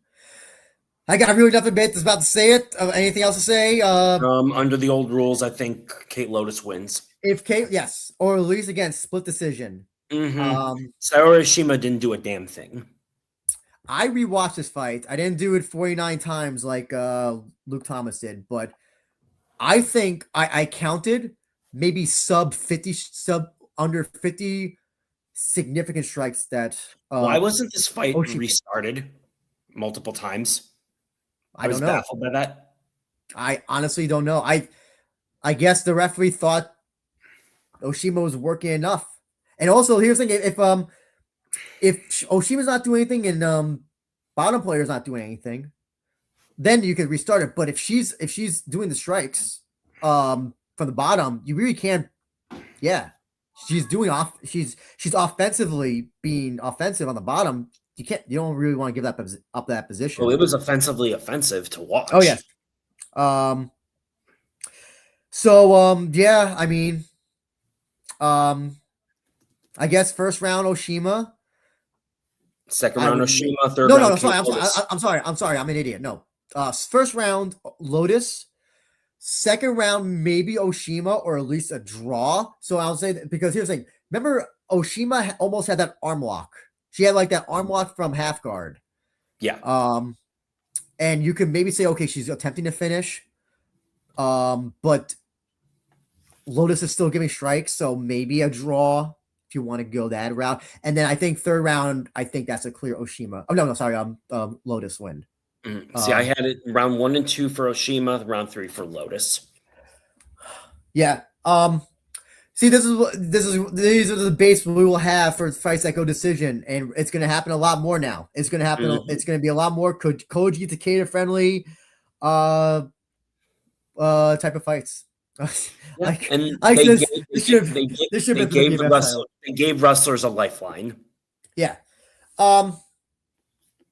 I just put down for my future fights for Oshima, just her versus Noelle, and I have no idea who else because I don't know any names to put down for Oshima. I know Aoi Kuriyama. Oh God. Oh, okay. She's used to fighting big girls, so okay. Oshima would win that very easily. I think. I'm being facetious. Yeah. About Claire Lopez or someone like that. Oh, she Ray Beer though. Remember that? Oh yeah, that's right. Yeah, that should tell you how memorable that is. I know. Yeah. I guess if you wanted to do the winner, Saori Oshima fight Rena? No, they're friends. They won't. Never mind. If Natasha, the one who's facing Ayaka, if she wins, that could be. Why not? We're in there with nobody what do you else. do Lotus next? Yeah. 128 says Machi versus Oshima would be. I thought about that. I really thought about that, but I feel like that is a fight that Oshima could win. That is a fight that Machi could win. I feel like both Deep and Rizin almost kind of don't want that fight to happen because it'll kill the. Yeah. No, I was gonna just say thought for Kate Lotus. Want to have her fight the girl that Izawa fought at last year's Super Rizin. Yeah. I think Machi is Machi. Here's the thing. I don't know who. I've lost track of all these fighters, who they're friends with, who they train with at this point. I have no idea. I'm losing my mind trying to memorize. Oh, this person won't fight this person because of this, because of this, because of this. So my brain, it melts I got to make a fucking spreadsheet one day, just like, okay, who's friends with who's not friends with whatever. And yes, WMAC now, you're right. Machi's scared of fighting at atomweight. Kate Lotus, I don't remember who I put down for Kate Lotus. I was thinking the girl from the lady who Izawa fought last Super Rizin. The Korean girl, the one who missed weight. Yeah, why the hell? I can't really think of anyone else. I don't. Well, here's that wouldn't be an atomweight though, because that girl can't make atomweight. They would have to do a strawweight or something. Fine then. I wrote down Lotus versus whoever because I don't give a shit. I really don't. Yeah, I mean WMAC. If you have anybody who you put against Kate Lotus next, I think you probably would know best. Probably. Yeah. I honestly don't know. It's not a very deep division right now. No, it is ironically, unironically not a deep division anymore. And also, this is the worst case scenario because I think Rizin wanted Kate Lotus to win because then you could do Kate Lotus versus Izawa because you have the story that they're former training partners and all that. But now that Oshima won, like unless they're gonna run back Oshima and Izawa, which I don't think they would do that at this point. So no. Yeah. Yeah, they need to bring in foreign comp, but we're not seeing a lot of it for atom weight, so for super atom weight. So I don't want to give names that are like so unrealistic. Excuse me. I don't know. Maybe Tatiana Suarez since they brought in mix. I don't. What is Tatiana? Is Tatiana Suarez even? What is she? Flyweight? Maybe. I have no clue. Maybe. Super Anime says they should bring in girls from the Southeast Asian area to build it up because that's the only place you can get atom weight girls. Yeah, there's also a few American fighters fighters from the West who should be atom weight, but because Invicta is the only, I don't know, Combate is the only one that exists. Yeah, they're fighting at straw weight. A lot of them. He suggests Anna Palacios or Melissa Gomez. And I hate to say this, but unfortunately, I do not know either. Those names do not ring a bell for me at all. Okay. I am so happy that I kicked the big W for this. You took the big L for this, Mr. Ohio, because you know what's coming next. Ito demolishing Carlos Mota. And I am more happy that J-Wolf will have to see this forever and ever. That Mota was not going to be the one who's going to dethrone. It would never be the one who dethrones Okubo. Anyway, as I said, I thought that I knew that Mota was going to come in, trying to go for a first round knockout. If it didn't happen, to be honest. Andrew, I can't even remember what the hell I picked. You picked Mota. You picked Mota. By knockout? Yes. Or you just picked Mota. You just picked Mota. Okay. But I didn't think Ito was gonna knock him out. I thought Ito was gonna keep his distance, let him come in, then tag, all that stuff. I was sneakily suspicious that Mota might try to grapple, but I am convinced this guy will never grapple in any of his MMA matches, even though he's a black belt in jiu-jitsu. So yeah, but this guy, Ito clean head kick as soon as the hands went down, boom. Yeah, and then and then Mota sticks his tongue out, and then boom, straight left hand. Mm-hmm. He's down, ground and pound, boom, over. Beautiful. Awesome. Now, Ito called for a title shot against Okikubo on New Year's Eve. Yes, on New Year's Eve. So I would say a rematch with Laramie probably makes sense. I feel like the match is it's so clear in my mind that I feel like you can't. I don't know. I'm against rematches that are that don't have a funky finish or that have a funky.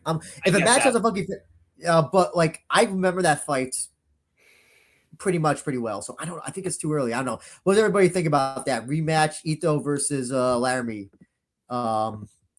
If you have any thoughts, I put so I think Ursan's supposed to be the one who fights Ogi next because he won the alternate. I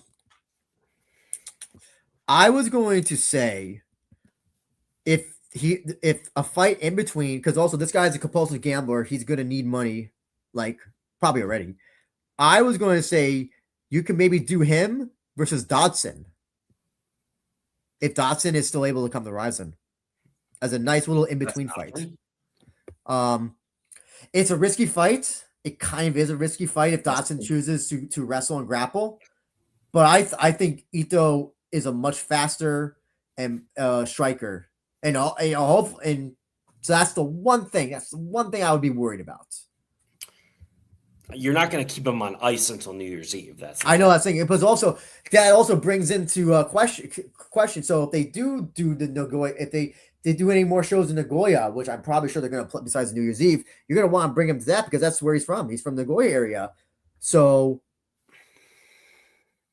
yeah, that's the one thing I'm a little bit curious about, like what they would do for him, like who he would take in between. Okay, so honestly, it would probably I would think a Laramie rematch. Like I said, I think that's probably a number one contenders match because Ito doesn't deserve a title shot just based off of this. Yeah, Ike says Ito versus Motoya.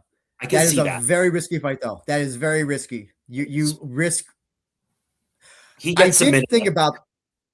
Yeah, I think he gets submitted by Motoya. Yeah. Captain says Ursa Yamamoto title shot in big 2026 Lord. That'll probably be that might be Super Rizin. How about Yuki versus Alabek? I was thinking that, but that is extremely risky. That is extremely you have to be very careful with matchmaking here. I would say what about the rematch of Ito versus Hiroya, Super Rizin? Remember, they had it at Super Rizin. It was a very close fight. I could see that, but Hiroya is also coming off a loss against Makoto Shinryu. So yeah, but also, Rizin doesn't really book like we do. You do Hiroya versus Erson Yamamoto? No, I think they're going to do Erson versus Ogikubo next. Are you? I think that's what they're going to. Yeah, because he won the alternate. Remember, he won the alt. He was the alternate. Yeah, I think. So then didn't he lose? Didn't he lose another? Or is he? No. Is Erson coming off a win? Yes, he beat. So remember Ito. Remember Ito. Remember Erson was eliminated, and then Ito was eliminated by vote. And then they had the reserve fight. They were in the reserve fight, and the winner of that gets Ogikubo. So Erson fights him. Ogikubo, I think, Super Rizin, I believe. Great. I'm sure if there's no other reason, I think you could sub Ito in there. But I think if you did Ito versus Hiroya rematch, Super Rizin, I think was it the first Super Rizin or second Super Rizin? Second one, I think. Yeah, second one. So and I think Ito beats Hiroya. I really do. And I think much more cleanly at this point. But I'd like to see Alibek versus Ito myself. 128 bits wants to know what we do with Mota now. So I had some ideas, and I'll get them up right now. I didn't put him down. I did not put down Torres. But I was going to say, I did not say Alibek. I said if Erson doesn't fight Ogikubo or loses Ogikubo, I think that's a fight you put with Mota because Mota can knock him out. You can make an exciting fight that way. I had that. I also had, if you kind of just wanted to give Laramie I know Laramie also called for a title shot, but I think if you put Laramie versus Mota, I think that becomes a really fucking wild fight. Would you do Mota versus Yamauchi? Oh no, he missed weight. That homie missed weight for his Rizin debut. You got to go back to deep. And if he earns it back, and then my brain was like, this is horrible. You're a horrible being. I almost put down Joe Arai, and I'm like, Joe Arai would probably be the first person to ever die in a Rizin ring if he fought Mota. Is that the same? You have the same thoughts? I wouldn't recommend it. Yeah. Captain says match him up with a striker. Yeah, I agree. And then Ike says, no way Urson getting the shot if Shimryu beats Zuru. And Shimryu should be able to beat Zuru handily. Well, it's so funny. Yamauchi is also a Joe Arai victim as well. But listen, One of the most impressive, the best I think that Ito has looked so far. Like just like fucking perfect.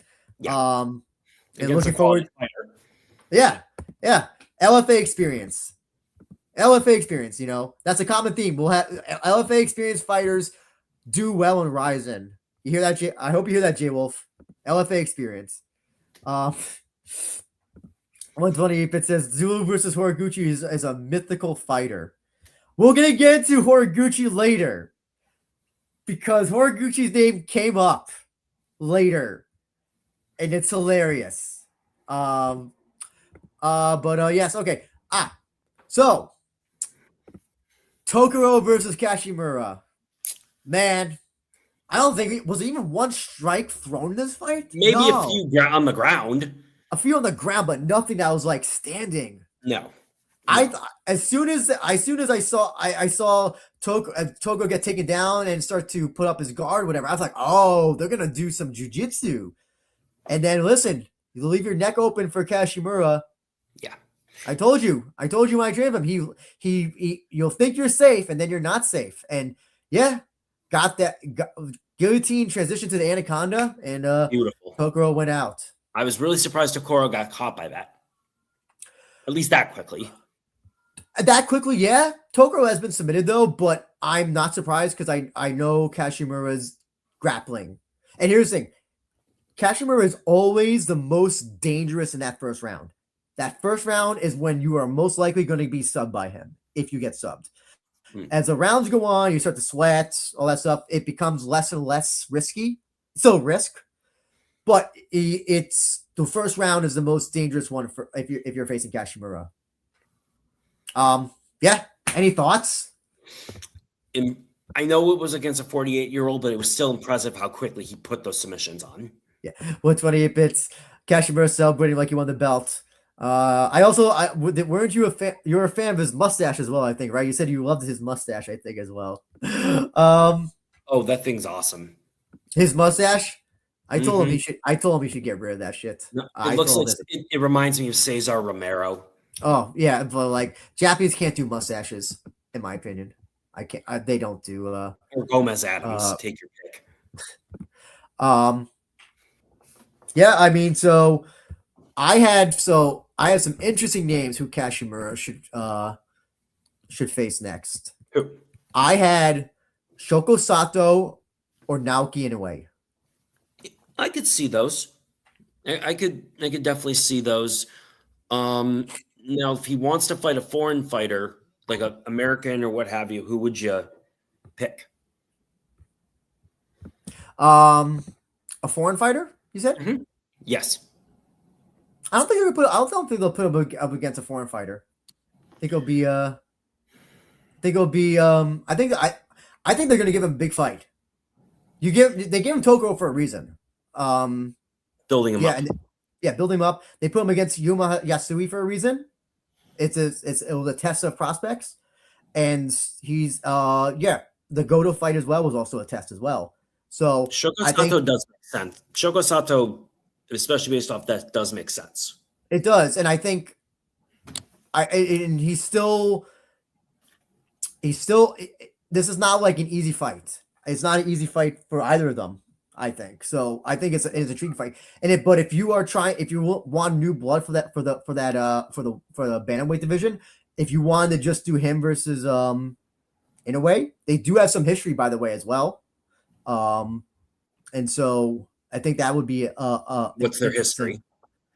I mean, when they were in New York here, they would hang out with each other. I'm presuming, but they weren't like training partners. But they would hang out with each other. But I presume that they would fight.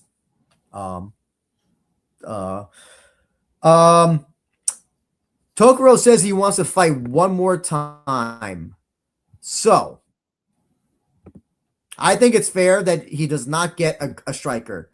So if you want to fight one more time, I was going to say grappler. I put down Hyoma Yasui as a potential opponent. I would do a blast from the past, and I would try to have Tokoro get revenge. Daisuke Nakamura. So that was my second name. I did put down Daisuke as a second choice. Okay, I'm good with either of those. As long as don't have to, but Nakamura is an okay striker. Nakamura is an okay striker. Yeah, but he would grab. And presumably that's his last fight. Or how about Tokoro versus Manari? Yes, yeah. I know they fought out already with the Rizin. I think that's interesting, but I think they trained together. That was 15 years ago. I'm not opposed to that, but I thought they trained together. I thought they might, but I'm throwing names out there because honestly, I don't know who trains together and who does and who. I know, me neither. I thought they trained together. Look at this fucking point. Okay. So yeah, but I think Kashimura should get a big fight after this. I really do. I think a big opponent. He's got some star quality in him, I think. Yeah. I tried to listen to what he said after in English. I unfortunately could not make it out. Did you understand what he said? What he said? No. Yeah, that's the thing. 120 bits. I thought he did retire after the Hiroya fight because we heard nothing from him, and I was like, oh, okay, probably just did the quiet retirement. Maybe he needs the money for his porn collection. Maybe that's what he needed. That's what he needs it for his Tenga collection. Okay. Moving on to once again the Yachi whatever version this is, but Yachi basically 3.5. Yeah, but basically Kim destroyed Yachi for most of these 2 rounds. Yes. I'll say this though, Yachi had one good takedown, one good trip takedown, but split his eye open. But didn't do anything with the takedown. Yeah, but basically outclassed him. Yeah, I will say this: Kim gassing again, kind of. Kim gassing concerns me. He does gas, but hey, listen, he's good. Listen, he's an exciting fighter. I think he's a great fighter. I like his style. He's very good. He's good enough at MMA to be an all-rounder that he's not boring as fuck. When I hear all-rounder, I'm kind of like, oh god, they could be boring as fuck. But no, he's perfect. I like him. He's a good get. He's a good get. I did think about what you should do next, and I was thinking, I said before, Kim versus Gustavo, maybe #1 contender next. That's really basically all I have. They both had great wins, both good finishes. Both have faced Yachi, and they both beat Yachi. So I think you have that, and I think you kind of can narrow down. Listen, and whoever wins that, is a new fresh match for a title shot. Yeah, and then I don't want to waste anything on a non-title thing. Don't give Cameron. Go ahead. Sorry. Go ahead. No, I was going to say for Yachi, if it's not Captain Africa, like you suggested in your notes that you showed me, would you do Daigo Kuramoto if he wins in deep?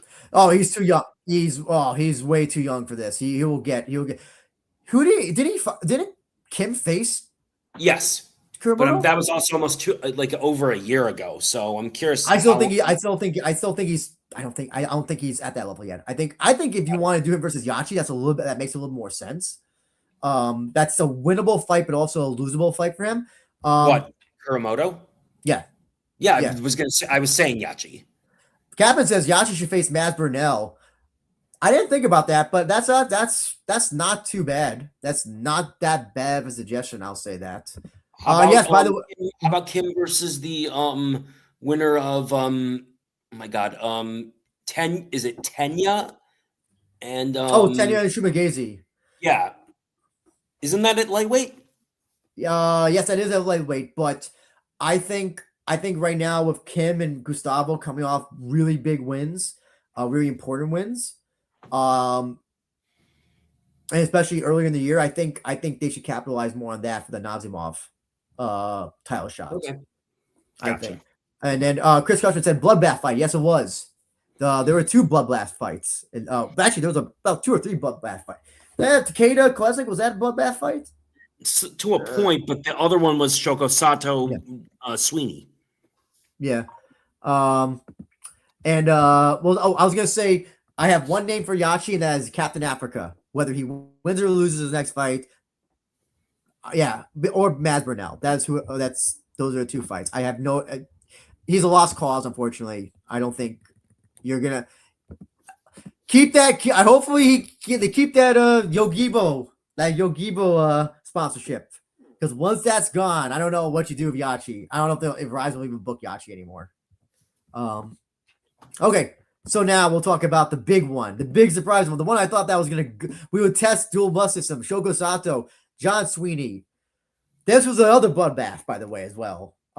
Yeah, took him down, mounted elbow, sliced him open, and then surprisingly didn't stop it. Then got the triangle, and then tap. Man, I was brilliant. Where was this Sato? Where was this Sato for every other fight that he's had? I don't know, but this Sato is a contender. Yeah, is this new mythical fighter, blonde haired but looking bald? Sato, was that? Yeah, with an awesome entrance robe. Yes, probably made by his dad. Yeah, I think that's what they were saying. So I think let me see my notes here. This guy, he looked like a world beater. It looked like, you would think this was to be a mismatch between these two. It was just the way we thought. Yeah.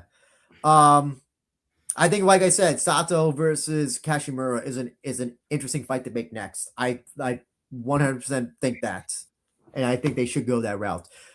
I think Sweeney said he's coming back for Rizin for 1 or 2 more fights, I believe. I thought of this for shits and giggles. Whoops, I just had it right here. Would you do a catch weight between him and Mota due to LFA history? I don't know. That was like what I put down. I was like, you want to do a shit and giggle thing, just him versus Mota? I would just feed him to an up and coming fighter. Versus, a catch weight for because of the whole LFA thing. I had that. I thought that Rizin was gonna put some stock in him, and I put down that Kenta Takizawa, a type like that, a J jobber like that. I could see that. And JBF said that Sato being down Sweeney was the second biggest upset to card. See, I still picked Sato to win, but I didn't think he was going to win this way. Absolutely, and I think Captain says this is a good point. Sweeney and Mota are going to be useful as litmus tests. You're going to put them against fighters who you're going to do things with, and they're a good test. So you kind of want them to have not easy fights, but you want to you got to book balance. Solid veterans. Yes. Gatekeepers. Yeah. And then people who you're planning on to use for the future. Okay. We'll kind of speed run a little bit the rest, so we can try to get this under 2 hours. But what the fuck? Oh, there it is. Okay. Soya Laramie, man, look at this. This value is great. Laramie, just kicking. Soya apparently forgot that leg kick defense was a thing. And then just knock him down, ground and pound, and then gave one of the funniest primal screams I've ever heard, and I watched it 1,000 times, and I'm cracking up about it just thinking about it right now. His promo was also funny as well. That he said, "Hey, I'll face the champion. I can't pronounce your name," or something. He said, "Like I can't pronounce your name." That was funny. That was freaking funny. But yes, what do you think about this? Yeah, Laramie, he looked freaking brilliant. Yeah, great, amazing. He looked on point. He actually looked focused. He looked disciplined. He wasn't wild at all. Yeah, no. He looked faster, and he looked faster than I've seen him in his this is his 4th Rizin fight, I believe. Yeah. So yeah, he just looked great. Whereas Soya was so one-dimensional, which surprised me. Well, I was surprised that neither instituted any grappling. You would think, but also I think Soya's leg was just minced meat to the point that he couldn't grapple if he wanted to. He couldn't do anything, but him not checking those leg kicks was a surprise. I was like, either idiocy on his part or coaching malfeasance by his coaches, because I have no idea. I was just like, what the hell are you doing? Yeah, like by the 15th one, you should have. Yeah, this is Captain MMA. said- It's not K1. Captain says Sweeney could be like a new Darian Crookshank. Yeah, that's a good comparison. Hopefully without the controversial video. But yeah, I mean, listen, Laramie called for a title shot. Listen, I have no problem if they just forget Ursan and they just go right for a title shot with either Laramie or Ito. I have no problem with that, to tell you the truth. Would you do Makoto Shinryu versus Tony Laramie? He's facing Zulu next. Zulu next. Like Super Rizin. No. If they do Ogikubo versus Ursan there, and I know they're kind of rotating the fighters in the flyweight, I have no problem with that as like an undercard fight. Mm-hmm. Yeah, I thought. Actually, I put that down here. Soya versus Shinryu. I also put down. Laramie versus Soya. Sorry, Laramie versus Shinryu. I put down Laramie versus Shorty. Soya versus Mota. That's actually not a bad fight. I like that. It's kind of like a wild striking fight, probably, I would presume. Yeah. I put down Laramie versus Shorty because I know that Sam would melt if that actually happened. Also, the Soya Shinryu thing, that's an interesting fight, depending on how the Zulu fight goes, because there's black belt Japan history with that as well, since that's where Shinryu used to think.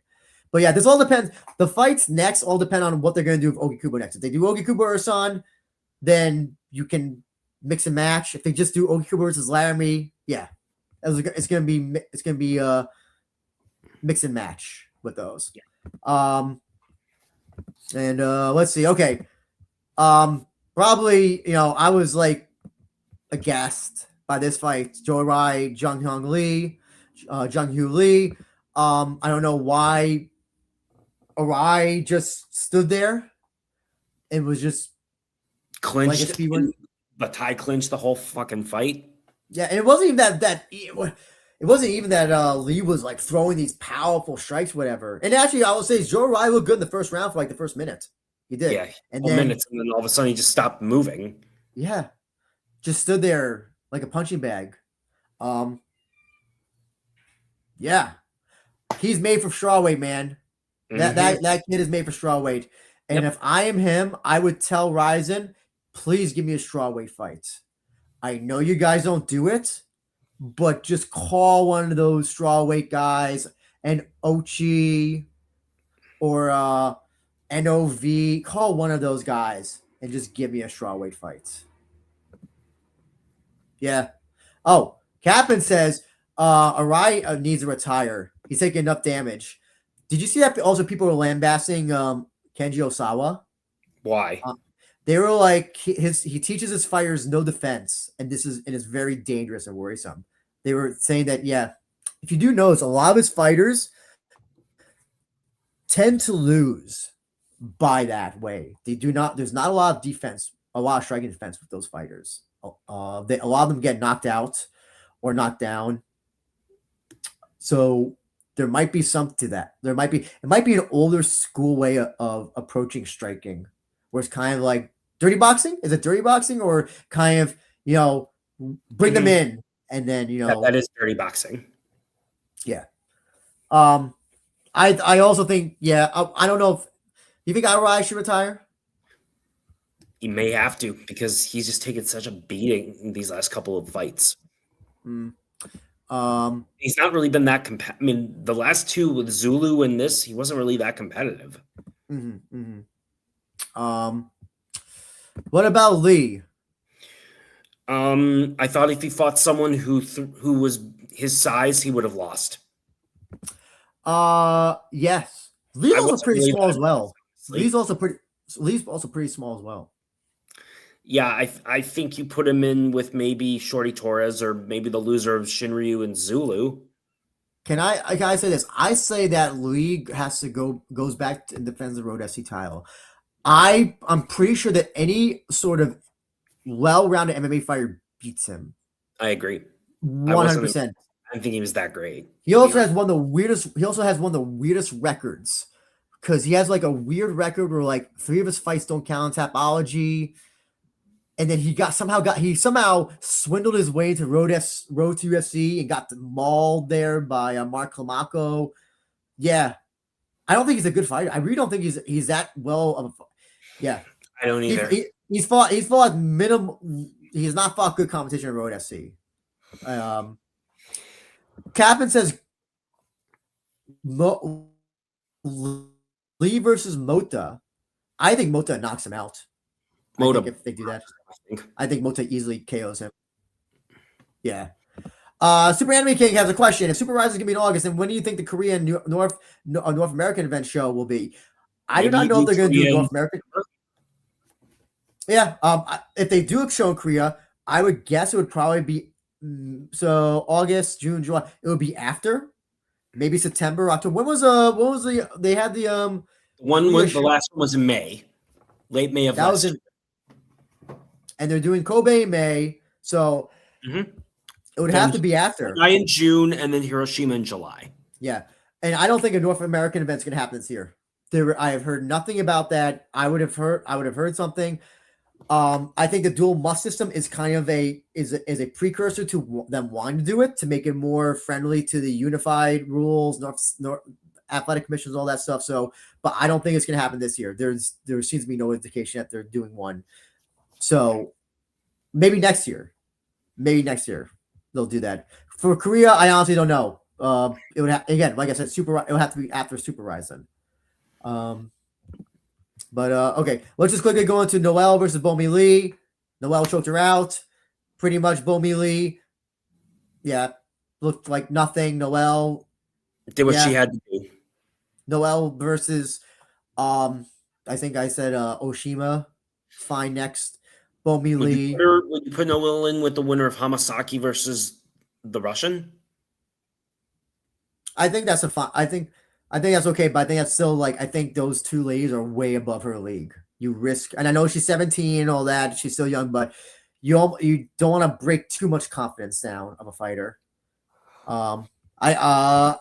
I just said Noelle versus Bomi Lee. I think it's kind of also funny versus Oshima, because you have a teenager take out a mother of two. I think that's kind of a funny fight as well. It's kind of memeable.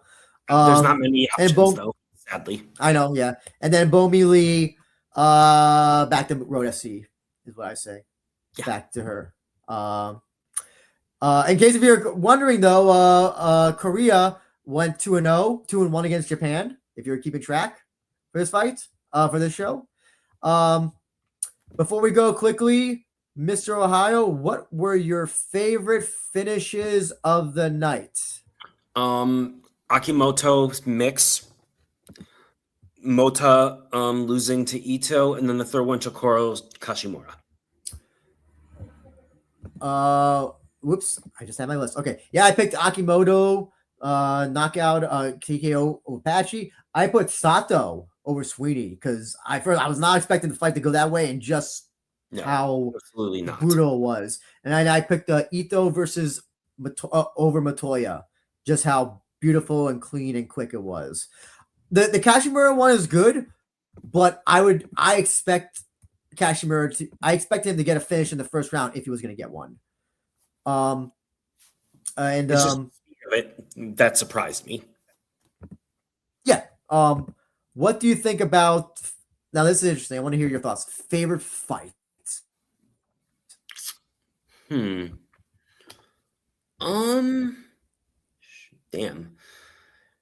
Just in terms of action, or just a storyline, or just in general?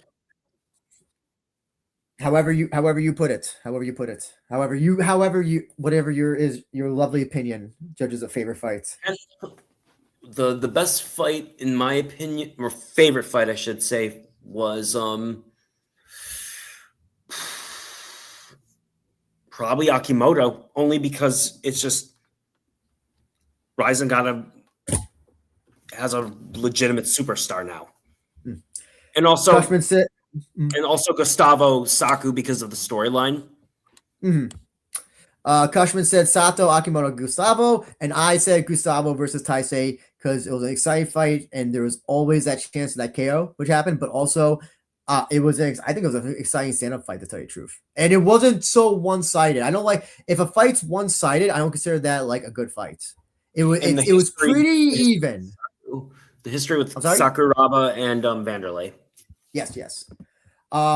Sorry guys, we're gonna speed up the ending here, but Mr. Ohio, I know people can reach you on the Discord, Rizin FF. Yes. Also, I forget to say this at the beginning, but again, please like, subscribe if you're not, and please leave a comment because that is what the algorithm depends on. Likes and comments. So please do that in the bottom. Please. Don't forget the Rizin contest for this wonderful Rizin t-shirt. Medium. Just DM me what fight you want to see in Rizin in 2026. Don't forget to also follow the Twitter at Ryo Rizin Pod. Please follow the thing, the Twitter. Last question from Super Anime. Do you guys know if there's anywhere I could get the winning gloves in Tokyo? My coworker does boxing, and I asked if I could get him 10 ounce. You have to go to a show, and they do auction off those gloves, but they're a lot of money. They're a lot of money. You might also go to Todokan. I'll type in the chat for you. Todokan. It's an MMA store, MMA pro wrestling store, and they have gloves and all that. They might have some winning gloves there, but if you do want to get those winning gloves that they sign at the shows, you got the bid on them, and it'll cost a lot of money. So yes, please join the Rizin Discord. And don't forget to follow the Twitter and subscribe. Please like, comment, all that good shit. Sorry guys, gotta head out. Thank you so much again for joining for this recap. We'll soon have something. I'll soon have interviews of James Gallagher and Abija Mahula coming up. And yes, being on the lookout for the Landmark 13 preview. And yes, everybody, take care and enjoy the rest of your day. Later.